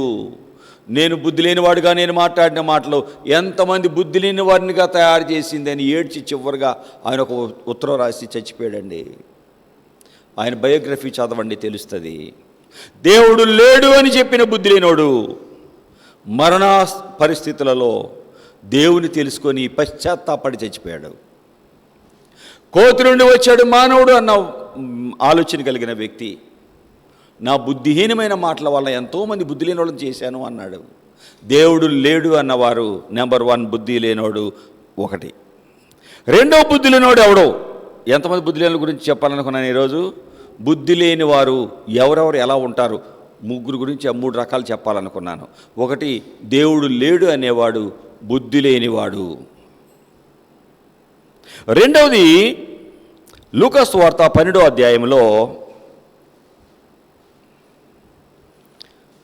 17 నుండి 19 వచనాల్లో ఈ ఒక బుద్ధి లేనోడు ఏమంటాడు?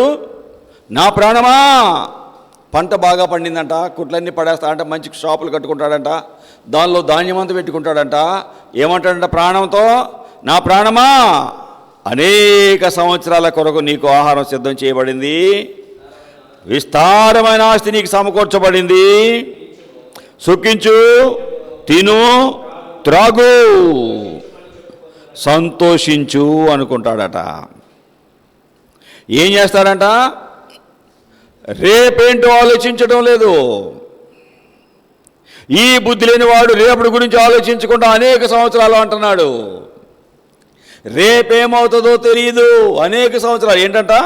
అనేక సంవత్సరాలకి ప్రాణమా, అనేక సంవత్సరాలకి విస్తారమైన ఆస్తినికి సంపాదించబడింది, సమకూర్చబడింది అంటున్నాడు.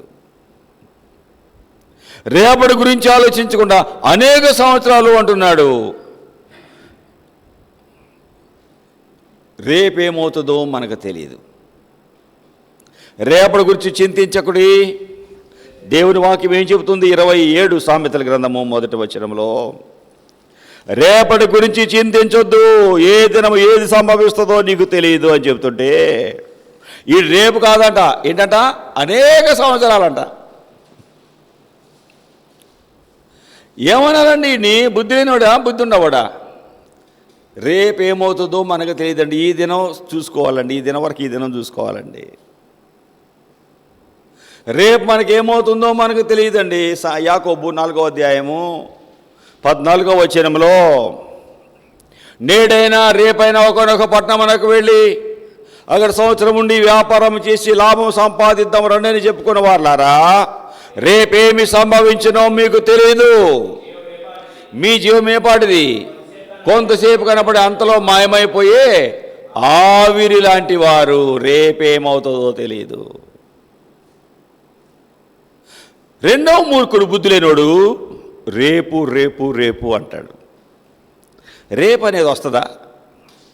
చెప్పండి. రేపు అనేది వస్తుందా? అప్పు రేపు అంటారు. వస్తుందా రేపు? ఏంటో చెప్పండిరా రషీదు, చెప్పండి. రేపు వస్తుందా? అప్పు రేపు అని రాసుకుంటాం. రేపు చదువుతా అంటావు. మళ్ళీ రేపటికి, ఈరోజు అయింది, రేపటికి మళ్ళీ రేపు. రేపు అనేది ఎన్నడూ రాదండి. రేపు అనే దానిలో మనం ఎన్నడూ చేరమండి. రేపు ఏమవుతుందో మనకు తెలియదు. ఈ బుద్ధి లేనోడు ఏమంటాడు? ప్రాణానికి అనేక సంవత్సరాలకి విస్తారమైన ఆహారం సమకూర్చబడింది, తిను, త్రాగు, సంతోషించు, సుఖించు. తిను, సుఖించు, తిను, త్రాగు, సంతోషించు. సుఖించు, తిను, త్రాగు, సంతోషించు. ఈ బుద్ధి లేనోడిని ప్రభు ఏమన్నాడు తెలుసా? వెర్రోడా అన్నాడు. ఈ బుద్ధి లేనోడిని ప్రభు వెర్రోడా అన్నాడు. పిచ్చోడా, మెంటలోడా అన్నాడు. దేవుడు ఈ దినం ఇచ్చాడు. ఈ దినం నువ్వు చూడాల్సింది బదులు రేపు చూస్తా, ఎల్లుండి చూస్తా. నా స్నేహితుడు ఒకడు ఉన్నాడు, వాడి పేరు జేస్తాస్. ఒక దిన నా స్నేహితుడు నాకు కనిపిస్తే, ఏంటిరా జేస్తాస్ బాగున్నావా? మన జీవితం ఏం తెలియదురా, రేపు ఏమవుతుందో మనకు తెలియదు. ఇలా యేసురావు నేను నమ్ముకున్నాను, యేసే నా జీవితం మార్చాడు. అరే నువ్వు హిందువుడుగా యేసురావు నమ్మేవా? అవునరా, యేసే నా జీవితం మార్చాడు. రేపు ఏమవుతుందో మనకు తెలియదురా, యేసే నమ్ముకో. నా పేరు జేసుదాస్, నేను 90 సంవత్సరాలు బ్రతుకుతా, గ్యారెంటీ రాసిస్తా నీకు. నేను ఒక అమ్మాయిని ప్రేమించాను, అమ్మాయిని పెళ్లి చేసుకోవాలి, అమ్మాయికి పెద్ద బిల్డింగ్ కట్టాలి, పెద్ద వ్యాపారం చేయాలి, నేను మంచి గాయకుడిని, మంచిగా పాటలు పాడాలి, చాలా ఉందరా, 90 సంవత్సరాలు బ్రతుకుతా, రాసిస్తాను అన్నాడు. ఫోనుకు గ్యారెంటీ ఉంటుంది. ఎలాగా? ఆ ఛార్జర్కి గ్యారెంటీ ఉండొచ్చు, సెల్ ఫోన్కు గ్యారెంటీ ఉండొచ్చు, మైక్రోఫోన్కి గ్యారెంటీ ఉండొచ్చు, మనం కొన్న ఏ వస్తువు కన్నా గ్యారెంటీ ఉండవచ్చు. కానీ మానవ జీవితానికి గ్యారెంటీ లేదురా. ఈ ఫ్యాన్లు కొంటే దీనికి గ్యారెంటీ ఇచ్చాడు, ఫోన్ కొనుక్కుంటే ఫోన్కి గ్యారెంటీ ఇచ్చాడు, వాషింగ్ మిషన్ కొంటే దానికి గ్యారెంటీ ఇచ్చాడు, ఆ ఏసీకి గ్యారెంటీ ఇచ్చాడు. మానవ జీవితానికి గ్యారెంటీ లేదురా అంటే ఏమన్నాడు? 90 సంవత్సరాలు బతుకుతాను, నీకు గ్యారెంటీ రాస్తాను పోరా, బాండు. ఏమిచ్చాడు? ఏమంట? బాండ్ రాసిస్తాడంట నాకు. ఒక అమ్మాయిని ప్రేమించాడట, పెళ్లి చేసుకోవాలంట, వీళ్ళు కట్టాలంట, పెద్ద ఉద్యోగం చేయాలంట, అబ్బో పెద్ద సింగర్ అంట, వాడు పెద్ద పాటలు పాడాలంట, మంచి పేరు తేవాలంట. ఒక దినాన నా స్నేహితుడు కల్పిస్తే ఫలాని చేస్తా ఎట్లున్నాడు రా అన్నాను. చాలా కాలం అందరు కలిసి 9-10 చదువుకున్నాం. ఫలాని వాడు ఎక్కడున్నాడు రా అంటే వాడు చచ్చిపోయాడు కదరా అన్నాడు. ఏంటి ఏమైంది అన్నాను. వాడు తెనాలి విజయవాడ ట్రైన్ ఎక్కి వడ్లపూడి దిగాలి, వాళ్ళ ఊరు దగ్గరకు వచ్చింది. 2 కడ్డీలు పట్టుకొని డోర్ దగ్గర నిలబడ్డాడు రా. ఇంకొక 2 కిలోమీటర్లు ఉంటే వాళ్ళ ఊరు వడ్లపూడి వచ్చేస్తుంది. వచ్చింది కదా అని 2 రాడ్లు పట్టుకొని డోర్ దగ్గర నిలబడ్డాడు రా. డోరు స్పీడ్గా వచ్చి కొట్టుకుంది. వెంటనే కింద పడిపోయాడు. కింద పడిపోతే రాడ్ మీద పొట్ట రాడ్ మీద పడి ఆ రాడ్ పొట్టలో కూడా బయటకు వచ్చిందిరా. ఎవ్వరూ లేరు. బలంగా లేపుకొని కొంచెం రక్తమడుగులో ఉన్నాడు వాడు. బలంగా లేచి పొట్ట పట్టుకుని కొంచెం దూరం వెళ్ళాడు రా, చచ్చిపోయాడు. ఎన్ని సంవత్సరాల గ్యారంటీ? 90 సంవత్సరాలు. 90 సంవత్సరాలు బ్రతుకుతా అన్నాడు. 9 సంవత్సరాలు కూడా బ్రతకలేదండి. మానవ జీవితంలో రేపు అనేది మంద కాదు. దేవుడు ప్రేమించి నీకు ఇచ్చాడు ఈ దినం. దేవుడు ఇచ్చిన ఈ దినాన్ని నువ్వు దేవునికి ఇవ్వాలి కానీ, సమయం ఇచ్చుకోవాలి కానీ, రేపు అనేది మనకు తెలియదు. ప్రభు దగ్గరికి వచ్చిన మనము బుద్ధి కలిగిన వారమా, బుద్ధి లేని వారమా? రేపు వస్తే రేపు చూసుకుంటాం, దేవుడు చూస్తే దేవుడు వెళ్తాం. రేపు వెళ్తే మళ్ళీ రేపు అనేది వస్తుందే తప్ప ఆ దినం అది ఆ దినానికి అయిపోతుంది అంతే. నిన్న రేపు అనుకున్నాం, వచ్చేసింది ఆదివారం. మళ్ళీ ఇప్పుడు ఏమవుతుంది? రేపు సోమవారం అవుతుంది. సోమవారం వస్తే మళ్ళీ రేపు మంగళవారం అవుతుంది. మళ్ళీ మంగళవారం వస్తే రేపు తిరుగుతూనే ఉంటుంది. కానీ రేపు అనేది వస్తుందా, కదులుతుందా? బుద్ధి లేనివాడు అనేక సంవత్సరాలు వాయిదాలు వేసుకుంటూ పోతాడు. దేవుడిచ్చిన సమయాన్ని, దేవుడిచ్చినటువంటి కృపలను పోగొట్టుకుంటూ పోతాడు, వాయిదాలు వేసుకుంటూ పోతాడు. బుద్ధి లేనివాడు రేపు రేపు అంటూ ఉంటాడు. రక్షణ రేపు అంటాడు. పాపాలు ఒప్పుకోవడం రేపు అంటాడు. ప్రభు కొరకు బ్రతకడం రేపు అంటాడు. చదువుకోవటం రేపు చదువుకుంటా అంటాడు. పని చేయి రేపు నుండి చేస్తా అంటాడు. ఈ దినం అనడం. బుద్ధి లేనివాడు ఎప్పుడు కూడా రేపు అంటాడు. రేపు అనేది రాదు. నేను చదువుకునేటప్పుడు రేపు చదువుకుందాం, ఈరోజు ఆడుకుందాం అనుకునేవాడిని.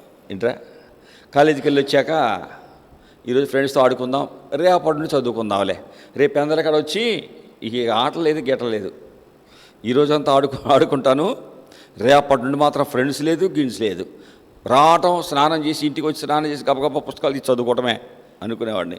వస్తుందా రేపు? ఎవడీడు? బుద్ధి లేనివాడు. బుద్ధి లేని వారి జీవితము రేపు అనేది. దేవుని కలిగిన వారు ఈ దినము అంటారు. ప్రియులారా, దేవుని దగ్గరికి వచ్చాము, దేవుని వాక్యం వింటున్నాం. రేపు అని నీతో ఎవరైనా చెప్తే వాళ్ళ జోలు వెళ్ళకండి. రేపు ప్రార్థనకి వెళ్దాం, వచ్చే వారం ప్రార్థనకి వెళ్దాం, నెక్స్ట్ చూసుకుందాం, ఇప్పుడు మనం ఈ పని చేద్దాం అంటారే, వాళ్ళు నిన్ను నష్టపరుస్తున్నారు, నిన్ను నరకాన్ని తీసుకెళ్తారు అని గుర్తుపెట్టుకో.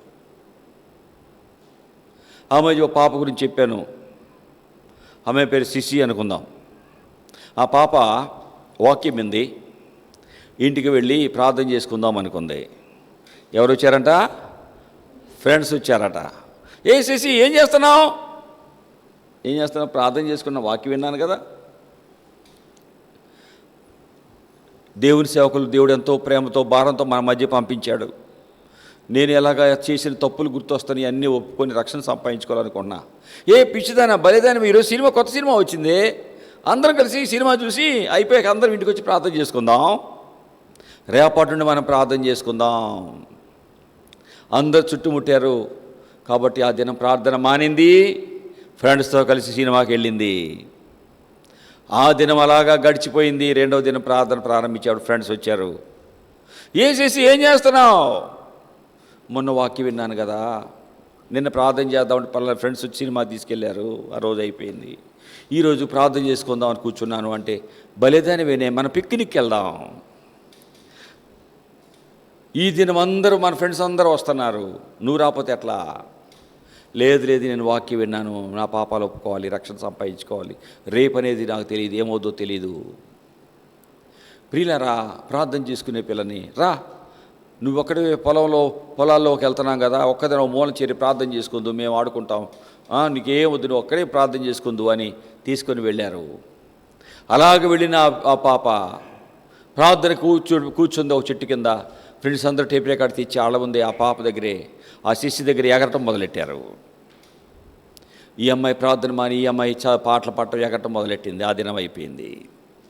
అయ్యో 3 దినాలు అయిపోయినాయి. ఇప్పటికి దేవుని సేవకుడు వాక్యం చెప్పిన దినం అయింది.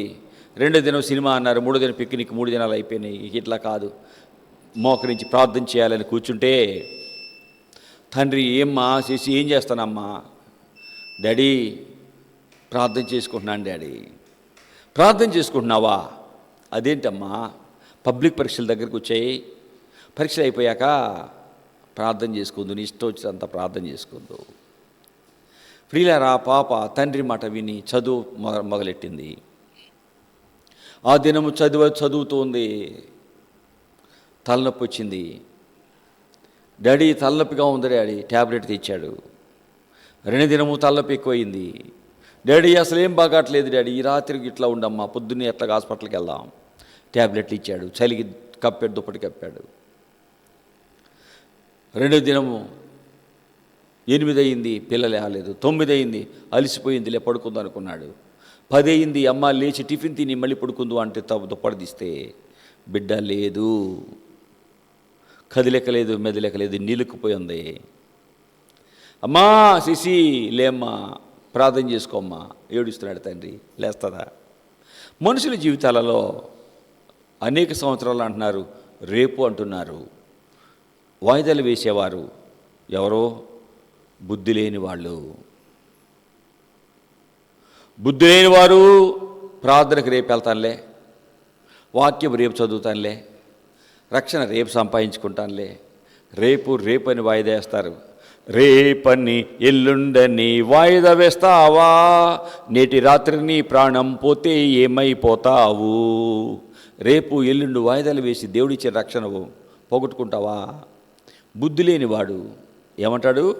నా ప్రాణమా అనేక సంవత్సరాలు దేవుడు ఇస్తే బ్రతికితే ఏదైనా చెయ్యి, కానీ ముందు రక్షణ సంపాదించుకో. రక్షణ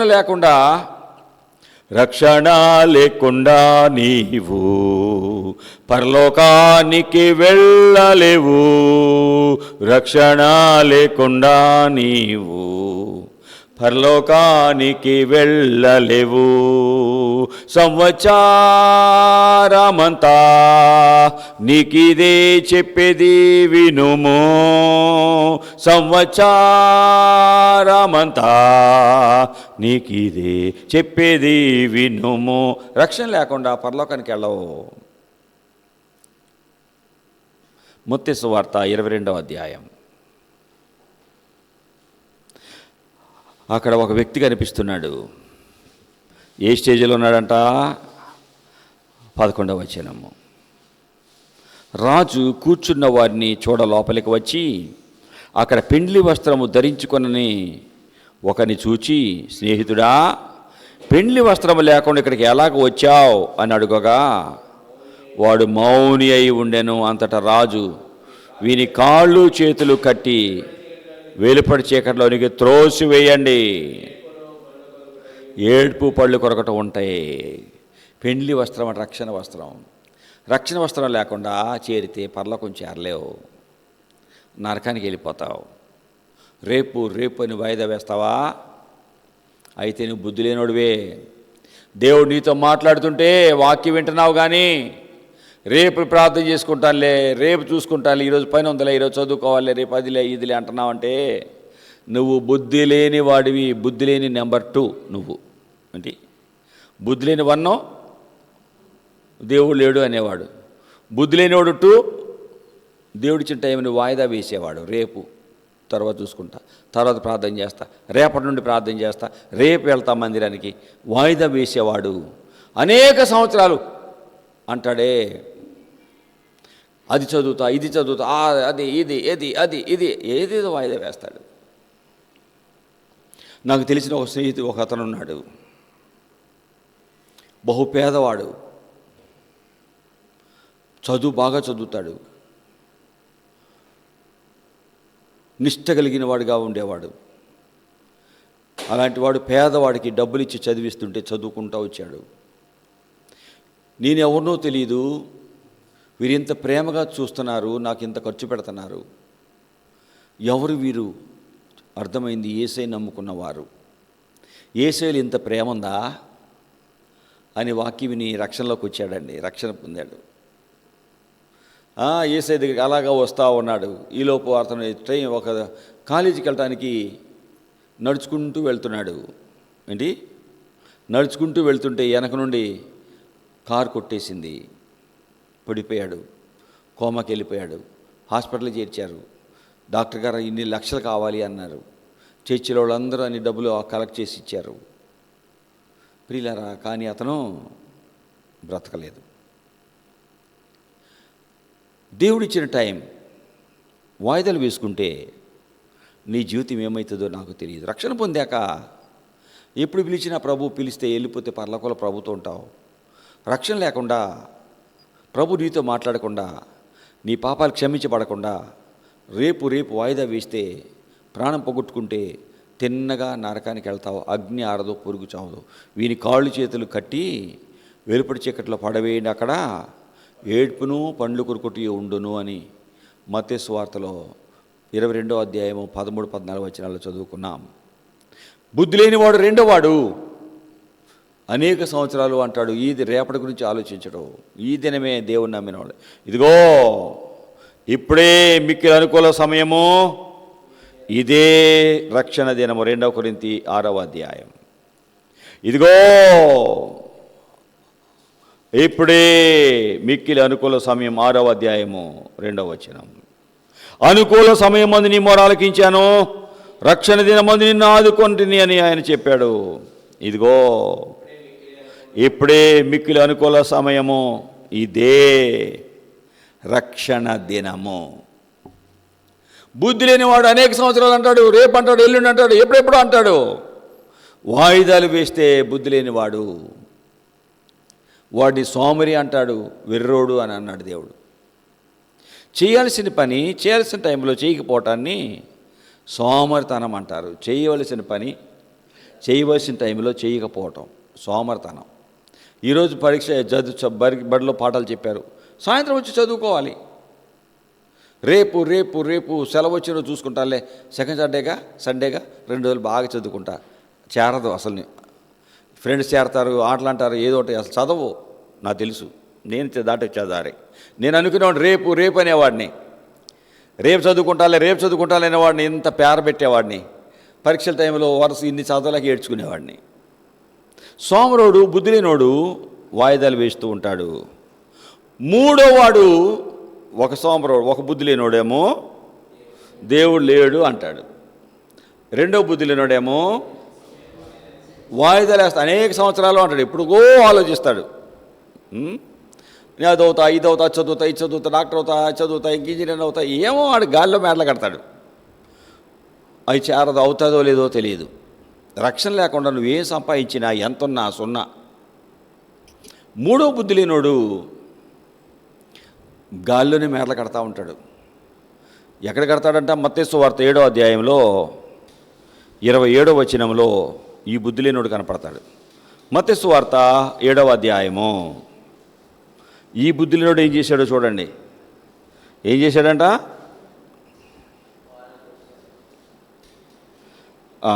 అక్కడ నుంచి చదువుదాం, 24 నుండి చదువుదాం. కాబట్టి ఈ నా మాట విని వాడు చొప్పున చేయి ప్రతివాడు బండ మీద ఇల్లు కట్టిన బుద్ధిమంతుని పోలియుండును. వాన కురిసెను, వరదలు వచ్చెను, గాలి విసిరి ఇంటి మీద కొట్టాను, కానీ ఆ పునాది బండ మీద ఉంది కాబట్టి ఆ ఇల్లు పడలేదు. మరియు ఈయన మాటలు విని 26వ వచనము మత్తయి 7. ఈయన మాటలు విని వాడు చొప్పున చేయని ప్రతివాడు ఇసుక మీద తన ఇల్లు కట్టుకొనినా బుద్ధిమంతుని పోలి ఉండును. ఏంటి? ఇసుక మీద ఇల్లు కట్టిన బుద్ధిమంతుని పోలి ఉండును, అంతే కదా? ఎరా ఏముందిరా నీ బైబిల్లో? 20వ వచనం, 26వ వచనం.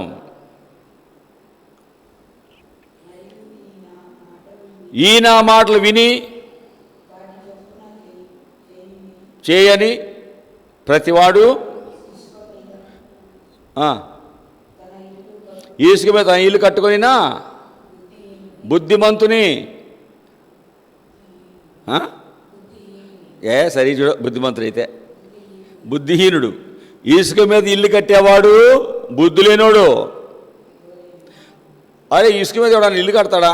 పైన పునాది లోపలికి ఇల్లు కట్టాలంటే ఏం ఇల్లు ఎట్ట కట్టారు? పైన కట్టారా? ఏం చేశారు? తవ్వారా లోపలికి? పునాది లోతుకు తవ్వారుగా. తవ్వి కడితే నిలబడింది. గాలి వచ్చినా, వాన వచ్చినా, వరద వచ్చినా, గాలి కొట్టినా ఆ ఇల్లు నిలబడుతుంది. బిల్డింగ్ మీద కొన్ని రకాల లోడ్లు పడతాయి. విండ్ లోడ్, గాలి కొడతా ఊపుతూ ఉంటుంది బిల్డింగ్ని. గాలి బొమ్మని కొడుతుంది. థండర్ లోడ్, పిడుగుల ద్వారా ఒత్తిడి పడుతుంది. భూమి నుండి ప్రెజర్ తన్నుతుంది పైకి. ఇన్ని రకాల ఒత్తిళ్ళు మన ఇంటి మీదకి వస్తాయి. అన్ని ఒత్తిళ్ళు తట్టుకుంటూ ఉంటారు. మధ్యలో వెహికల్ లోడు, బండ్లు రోడ్డు మీద తిరుగుతూ ఉంటాయి, పెద్ద పెద్ద వాహనాలు తిరుగుతాయి, ఇల్లు కదులుతూ ఉంటుంది. ఇన్ని ఒత్తిడిల్లో కూడా మన ఇల్లు నిలబడుతుంది అంటే ఏంటి అర్థం? పునాది. ఇప్పుడు ఈ మందిరం ఎంత పునాది లోపల వేసామో తెలుసా?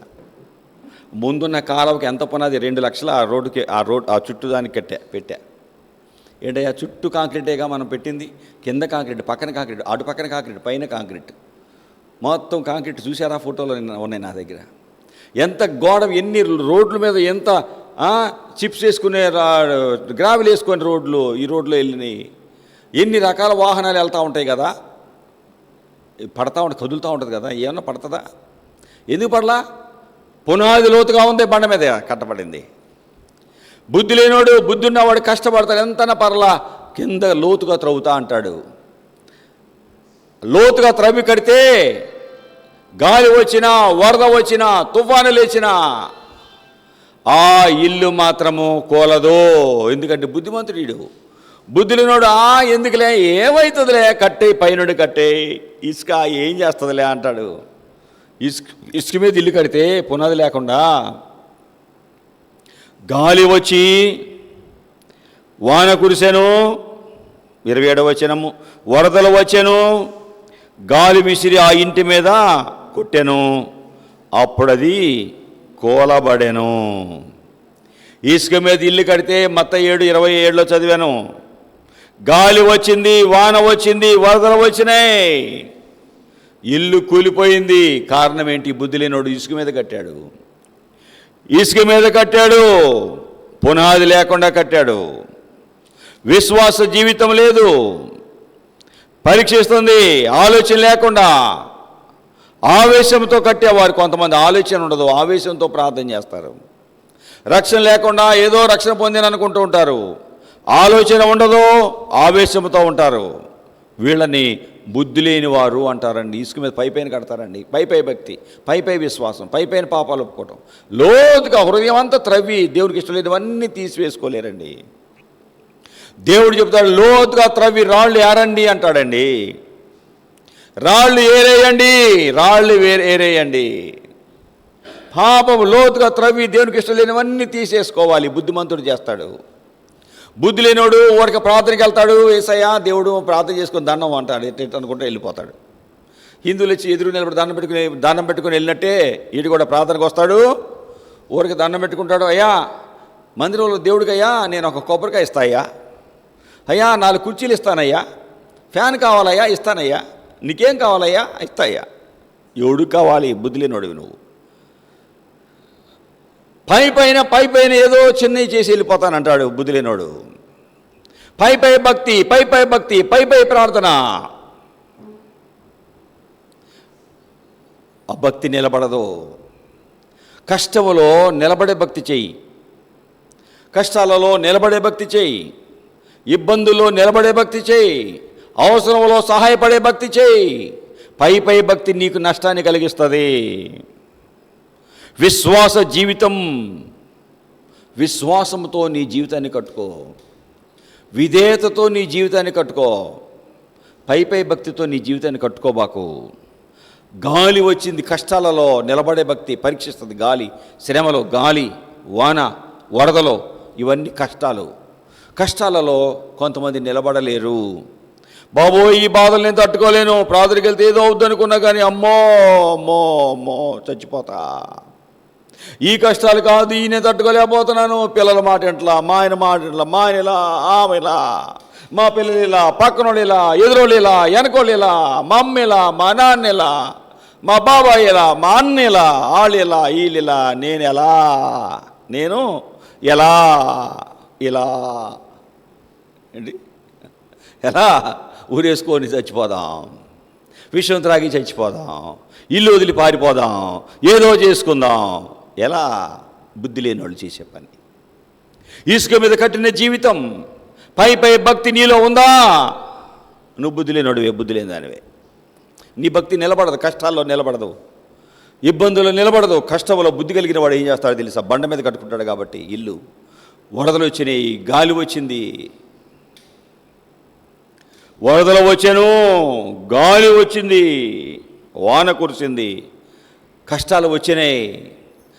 వాన పడుతుంది, పైనుండి కష్టాలు, చుట్టుపక్కల నుండి కష్టాలు, వరదలు వచ్చినాయి, గాలి విసురుతుంది నలుమూలలో. ఎన్ని కష్టాలు వచ్చినా నా ప్రభు నా కొరకు ప్రాణం పెట్టాడు. భయపడొద్దు. ఇదిగో నా శిష్యులారా ఎరుకాలుంచుడి, మోక్ష సదనమునకేను పోదు సంతోషించుడి. ఇదిగో నా శిష్యులారా ఎరుకాలుంచుడి, దిక్కులేనట్లు మిమ్ము దిగ్గనాడిపోను, మీతో మక్కువయోండ పరిశుద్ధాత్మను పంపెదను. ఇదిగో శిష్యులారా, దిక్కులేనోడుగా నేను విడిచిపెట్టలేదు, పరిశుద్ధాత్మను మీ మధ్య పంపించాను, భయపడబాకండి. ఏదైనా నా పేరిట కొంచెం అడిగితే, ఏదైనా నా పేరిట మీరించుక వేడినను, మీకు మోతోడదాని ముందే చేయుదును. ఇదిగో నా శిష్యులారా ఎరుకాలుంచు. శిష్యులారా, గుర్తుపెట్టుకోండి, దిక్కులేనుగా వదలలేదు. మీతో ప్రేమగా ఉండటానికి పరిశుద్ధాత్మను పంపించా. ఏదన్నా నా పేరట కొంచెం అడిగినా ప్రేమతో ముందే చేస్తా, బాధపడబాకండి. కష్టాలు వచ్చినాయి, కలవరాలు వచ్చినాయి అని దిగులు పడబాకండి. శిష్యులారా, నా బిడ్డలారా, బాధపడకండి, ప్రభు చెప్పాడండి. బుద్ధి లేనోడు ఏం చేస్తాడు? బుద్ధి లేనోడు, దేవుడు లేడు, గీవుడు లేడు, నా సమస్యలు తీరలేదుగా, నుయ్య గొయ్య చెప్పండి, లేకపోతే తాడు ఊరేసుకుందాం. నుయ్యి గొయ్యి విషమా? బుద్ధి లేని వాళ్ళు చేసే పనులు అయ్యే. బుద్ధి ఉన్న వాళ్ళు ఏం చేస్తారు? గాలి వచ్చినా, వరద వచ్చినా, ఇల్లు చుట్టూ ముట్టినా, గాలి వర్షం పడినా, బండ మీద కట్టాడు కాబట్టి నా ప్రభు నా కొరకు ప్రాణం పెట్టాడు, నన్ను ఎంతగా ప్రేమించాడు, దిక్కులేళ్ళకు వదలేదని చెప్పాడు. ప్రభు చూసుకుంటాడు నన్ను, ఆయన చూసుకుంటాడు నన్ను.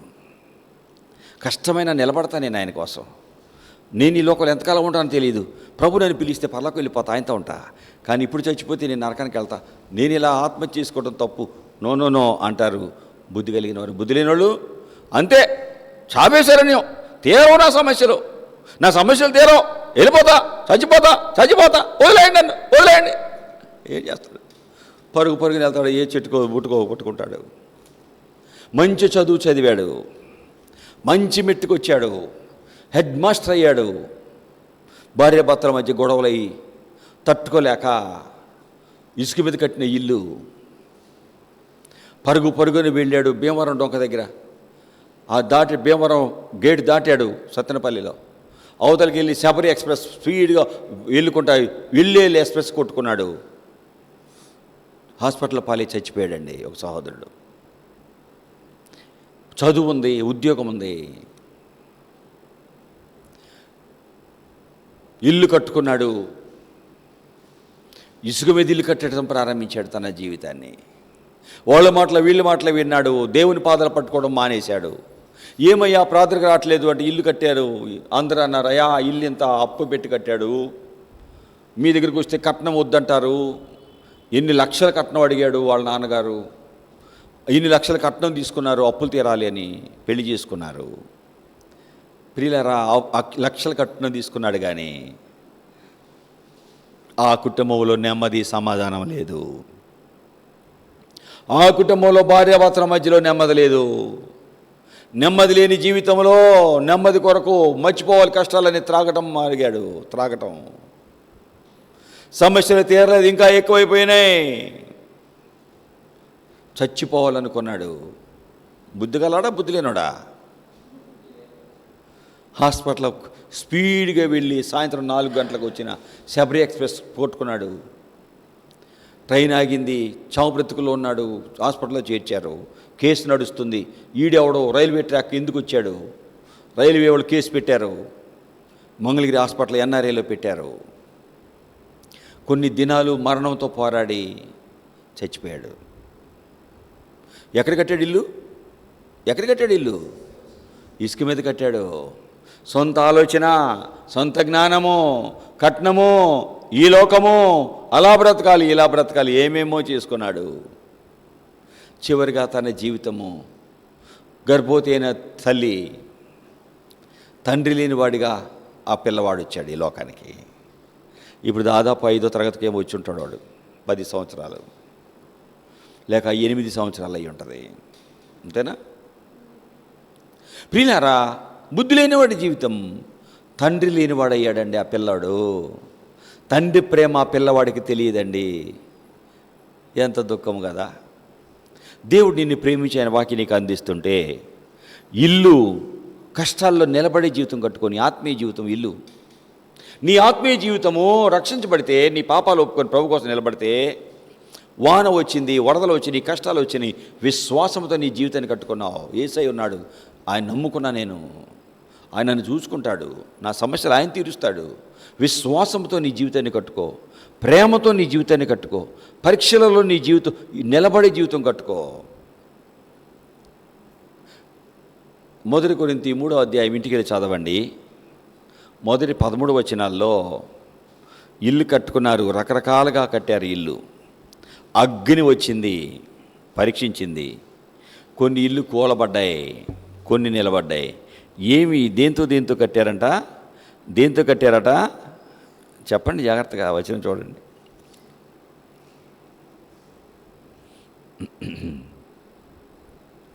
ఏం జరిగింది చెప్పండి.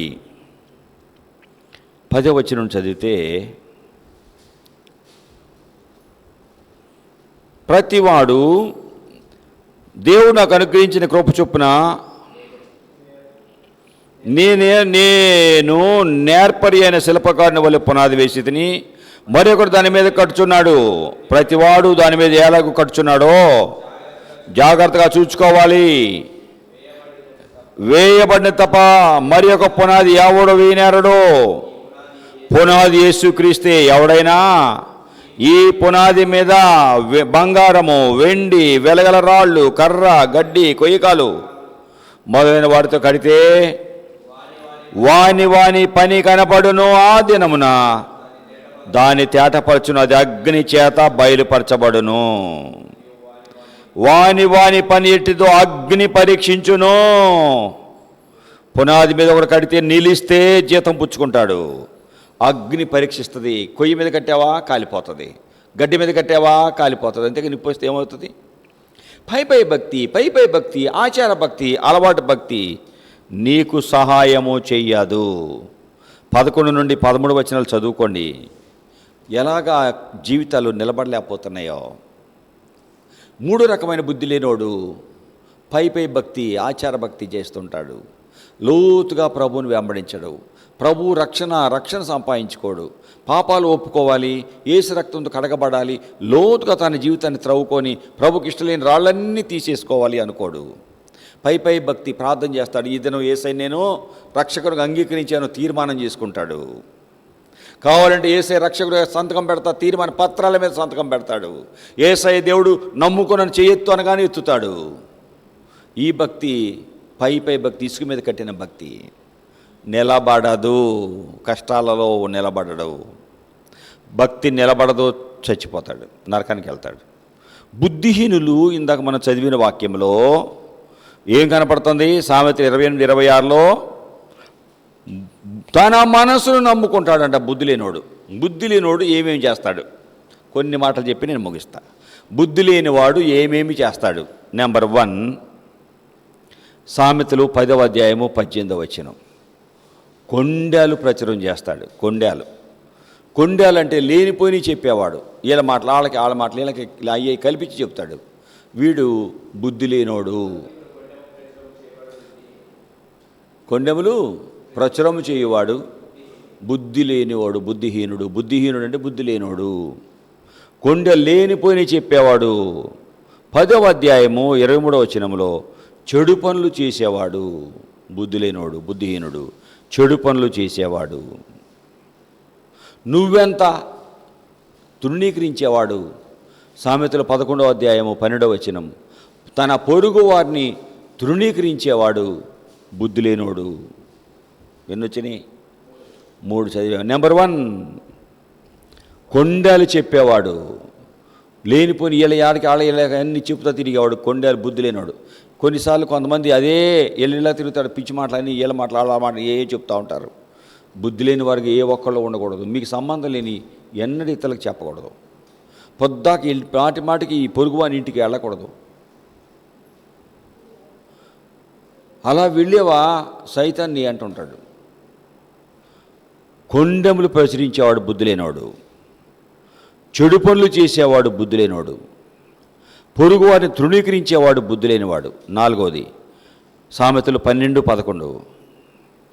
వ్యర్థమైన వాటిని అనుసరించేవాళ్ళు. వ్యర్థమైనవి సినిమాలు, షికార్లు, స్నేహాలు, పిక్నిక్లు, పిచ్చి పనికిరాని. నీకు ఉపయోగపడిన ఏదైనా వ్యర్థమైందే. స్కూల్కి వెళ్తావు, ఉపయోగపడుతుంది. పనికి వెళ్తావు, కుటుంబానికి ఉపయోగపడతావు. అమ్మకు సహాయం చేస్తావు, ఉపయోగపడుతుంది. నాన్నకు సహాయం చేస్తావు, ఉపయోగపడేది. ఆడతావు, పొద్దుగా సైకిల్ వేసుకుని ఇష్టం వచ్చి తిరుగుతావు, పడి కాళ్ళు చేతులు ఎరగొట్టుకుంటావు. ఏం పనిది?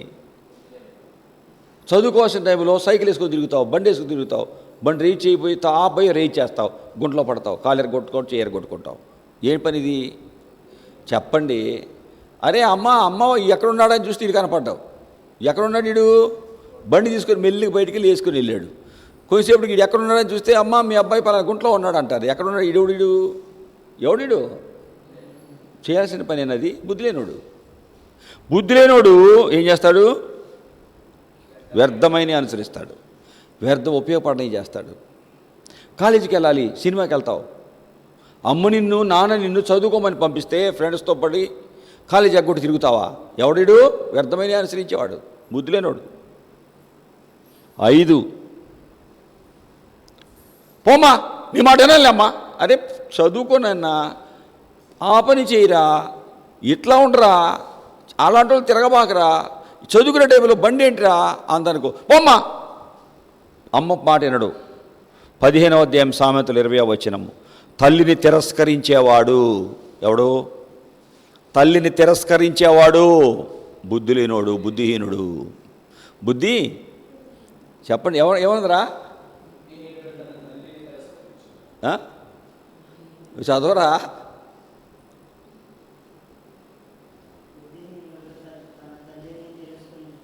అమ్మని తిరస్కరిస్తే నీ మాట వినబా ఎన్నరా అసలు ఏదో చెవులో అసలు ఇరపడినట్టుగా ప్రవర్తిస్తాడు. ఎవడు? తిరస్కరించే మాట బుద్ధి లేనోడు. నెక్స్ట్ 6వది 18వ అధ్యాయం 6వ వచనం. ఏమ్మా ఆడికి ఏం చెప్పలేదమ్మా, తమ్ముడు చెప్పు, నాకేం చెప్తావమ్మా, నేను చేయరు. ఏమంటాడు? ఏంటంట? బుద్ధి లేనోడు కలహానికి సిద్ధంగా ఉంటాడు, పోట్లాటకి అమ్మమ్మ మీద తిరగబట్టకి సిద్ధంగా ఉంటాడు, పక్కన వాళ్ళ మీద తిరగబట్టకి సిద్ధంగా ఉంటాడు. కలహానికి సిద్ధంగా ఉండేవాడు బుద్ధిహీనుని పెదవులు కలహానికి సిద్ధంగా ఉంటాయి, పోట్లాటకి రెడీగా ఉంటాడు వీడు బుద్ధి లేనోడు. 29వ అధ్యాయము 11వ వచనం. ఏమంటావు? మీదకి వస్తాడు ఎవడు? చెప్పండి. బుద్ధిహీనుడు కోపమంతా కనపరుస్తాడు. ఆడు కోపం వచ్చినాడు మొహం చూడండి, మొహం మంచుకున్నప్పుడు ఒక ఫోటోది, కోపం వచ్చినప్పుడు ఒక ఫోటోది. బాగుంటాడా? కమ్మగా అందంగా ఉంటాడు కదా. చెప్పండి, అందంగా ఉంటాడా? కోపం వచ్చినప్పుడు ఆడు మొహం మొహం ఎట్టుంటుందండి? బుద్ధిహీనుడు చెప్పండి కోపమంతా కనపరుస్తాడు. బుద్ధి లేనివాడంట. చూడండి, బుద్ధి లేనివాడు కోపమంతా కనపరుస్తాడు. 15వ అధ్యాయము 7వ వచనం సామెతలో 8వది, వాడి మనసు స్థిరంగా ఉండదట. బుద్ధిహీనుని స్థిరంగా ఒక దగ్గర ఉండదు. కొంచెం చదువు అంటాడు, కొంచెంసేపు ఆటలాంటాడు, కొంచెం అమ్మ అంటాడు, కొంచెంసేపు పైన అంటాడు, కొంచెం అది అంటాడు, ఇది అంటాడు, ఏది కాదు. ఆడి మనసు స్థిరంగా ఉండదు, ఒక దగ్గర ఉండదు. కొంచెంసేపు ఇది అంటాడు, కొంచెంసేపు ఆ చదువు అంటాడు, కొంచెంసేపు ఆ చదువు అంటే, కొంచెంసేపు ఈ చదువు, అసలు చదవడిపో అంటాడు. అంటే ఏంటిది? ఎవడయ్యా ఇది? ఏంటయ్యా స్థిరంగా ఉంటుందా? ఒక్క దగ్గర నిలబడతాడు మనసు. కొంచెం ఈ పని అంటాడు, కొంచెం ఆ పని అంటాడు, కొంచెంసేపు గొర్రెలు అంటాడు, కొంచెంసేపు మేకలు అంటాడు, కొంచెంసేపు పొలం అంటాడు, కొంచెంసేపు ఎద్దులు అంటాడు, కొంచెంసేపు వ్యాపారం అంటాడు. ఉంటుందా? నిలబడుతుంది. ఈ మనసు స్థిరంగా నిలబడుతుంది. ఎవరిళ్ళు? బుద్ధి లేనివాళ్ళు.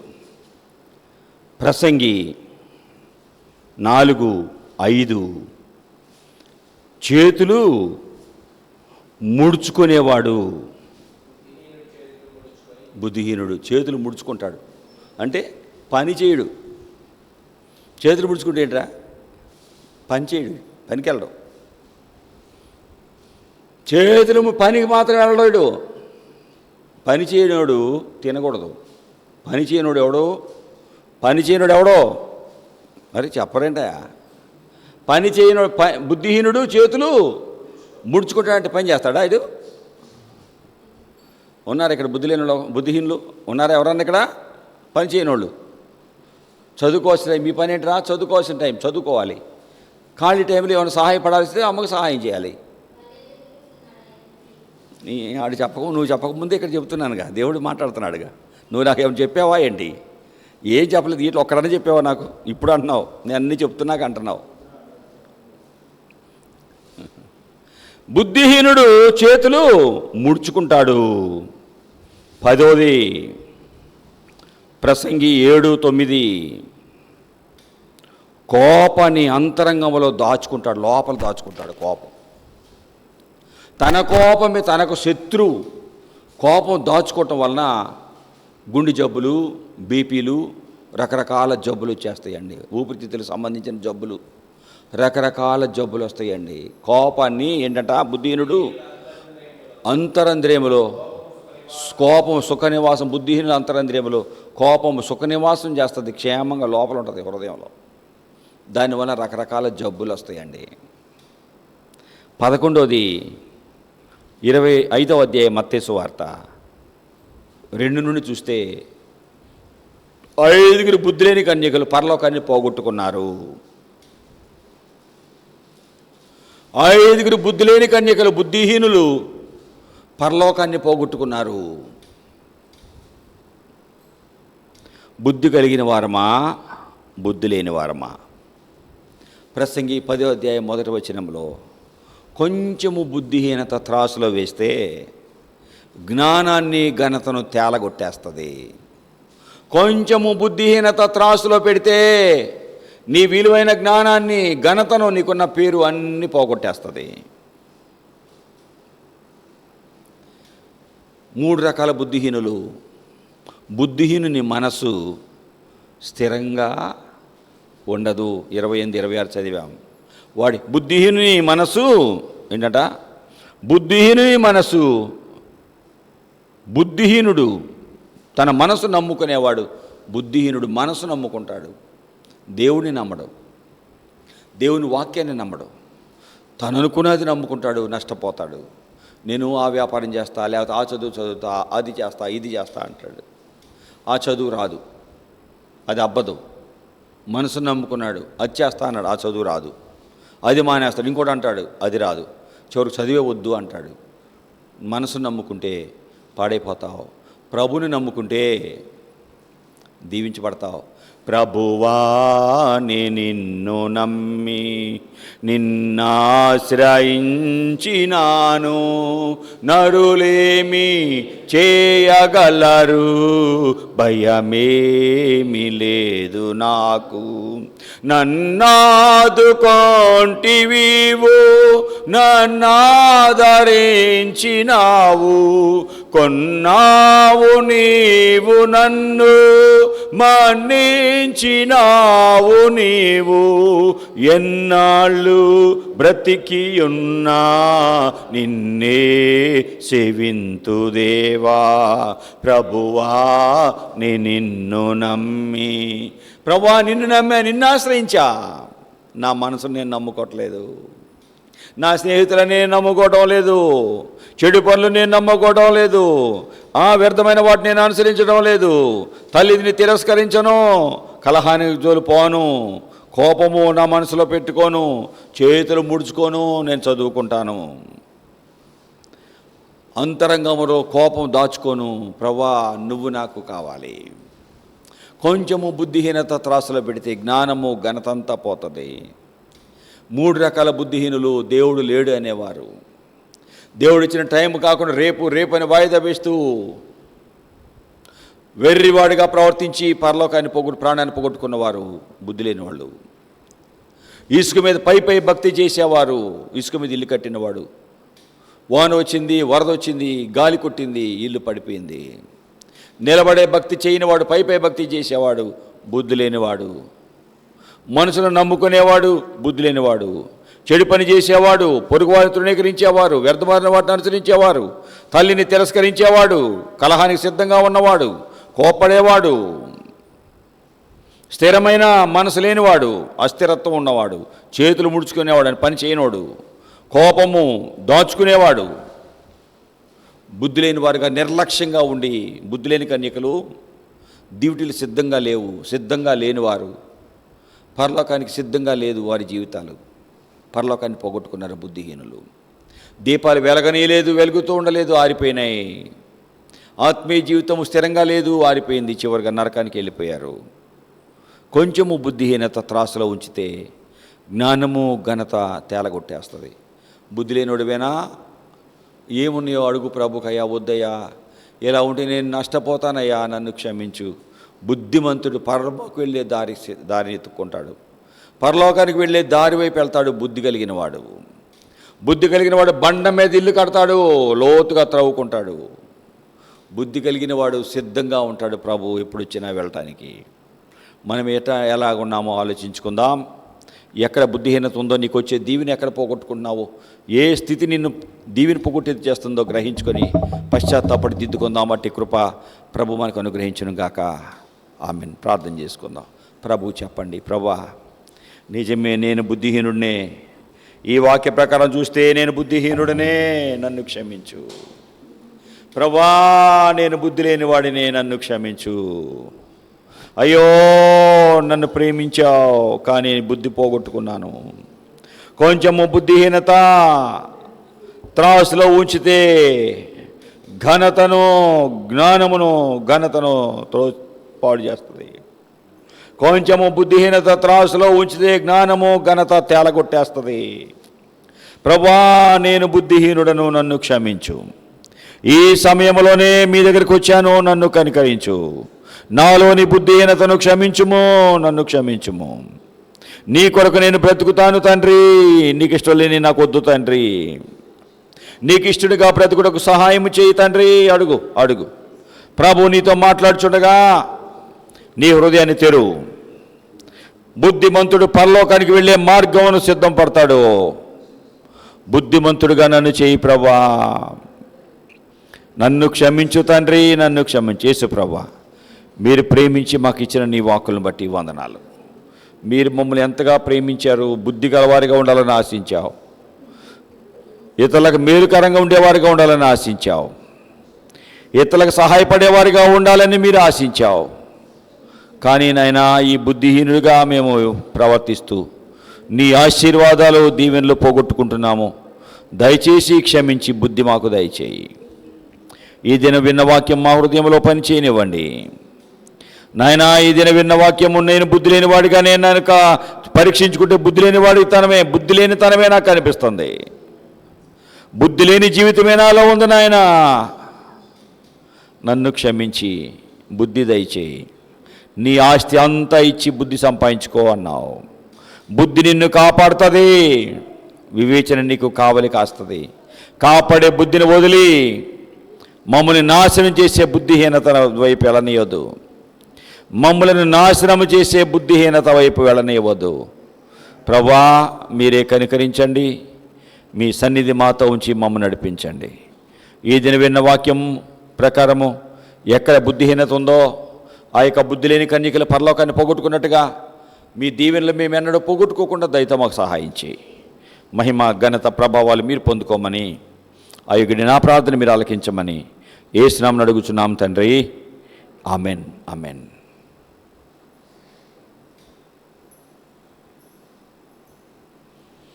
మనందరము లేచి నిలబడి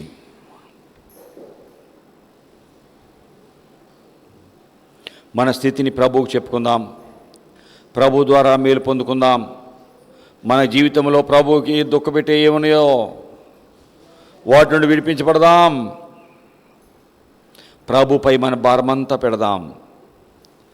ప్రభువు చెప్పి విడిపించుకుందాం. 32 ప్రభుపై భారమెల్లా మోపుమయా, కలత చెందకుమా, కాపాడు ప్రభుడొక్కడున్నాడయ్యా, కనుపాపలా కాచును. నీతిమంతుడు పడిపోడయ్యా, నిత్యము కాపాడి నడిపించును. ప్రభుపై భారమెల్లా మోపుమయా, కలత చెందకుమా, కాపాడు ప్రభుడొక్కడున్నాడయ్యా, కనుపాపలా కాచును. నీడగా ఉండి కాపాడును, ఆశ్రయమిచ్చి ఆదుకొనును.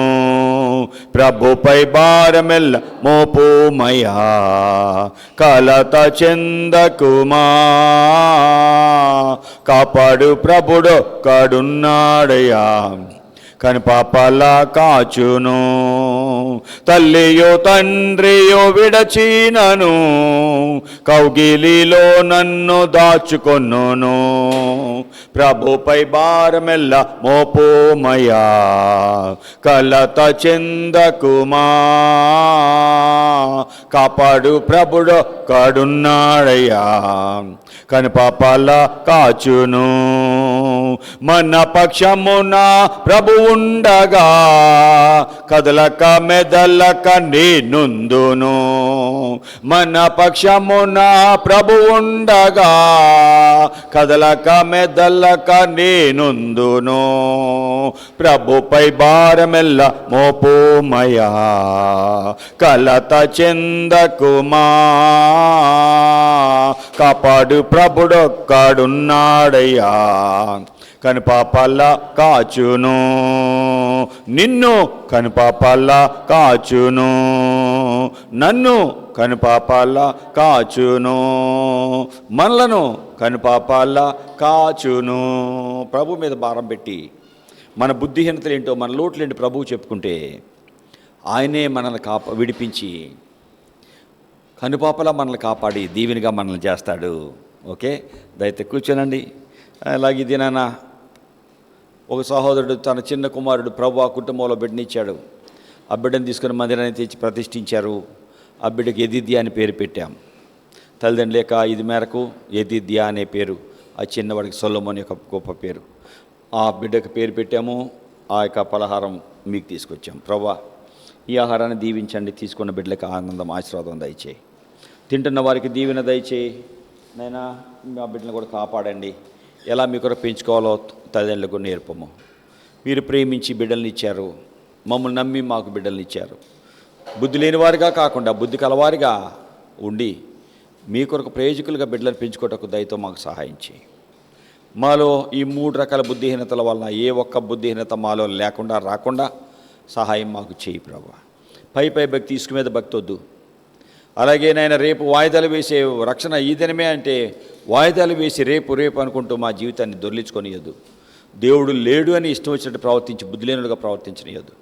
ఏ బుద్ధిహీనతలో ఉన్న రకాలు కొన్ని విన్నాము, అవి మాలో ఎక్కడా లేకుండా తిరస్కారము, తృణీకరించటము, అబద్ధాలు నిర్లక్ష్యంగా ఉండటం, మా ఇష్ట ప్రకారం బ్రతకటం, కోపము, సుఖంగా హృదయంలో ఉంచేసుకోవటం, ఏవి మాలో లేకుండా నీకు ఇష్టలుగా బ్రతుకుటకు భారం నీ మీద పెట్టి వాటిని విడిపించి పట్టుకు సహాయం చేయి. మీరే సోదర మీ నామాన్ని మహిమపరచుకోమని యేసునామమున అడుగుచున్నాం తండ్రి. ఆమె తనైన దేవుందయ్య. ప్రభువైన యేసుక్రీస్తు యొక్క కృప, పరిశుద్ధాత్మ దేవుని సహవాసం మనకు తోడుగా ఉండి ఏ బుద్ధిహీనత మనలో లేకుండా, కొంచెము బుద్ధిహీనత త్రాసులో వేస్తే జ్ఞానము ఘనత తేలగొడుతుంది అని దేవుని వాక్యం చెప్పినట్టుగా ఆ బుద్ధిహీనత లేకుండా మన జీవితాన్ని కాపాడుకుంటూ అనేకులు దీవెనగా బ్రతుకున్నట్లుగా ప్రభు సహాయం చేసి మన జీవితం ద్వారా ప్రభు ఆయన నామాన్ని మహిమపరచుకొనుగాక.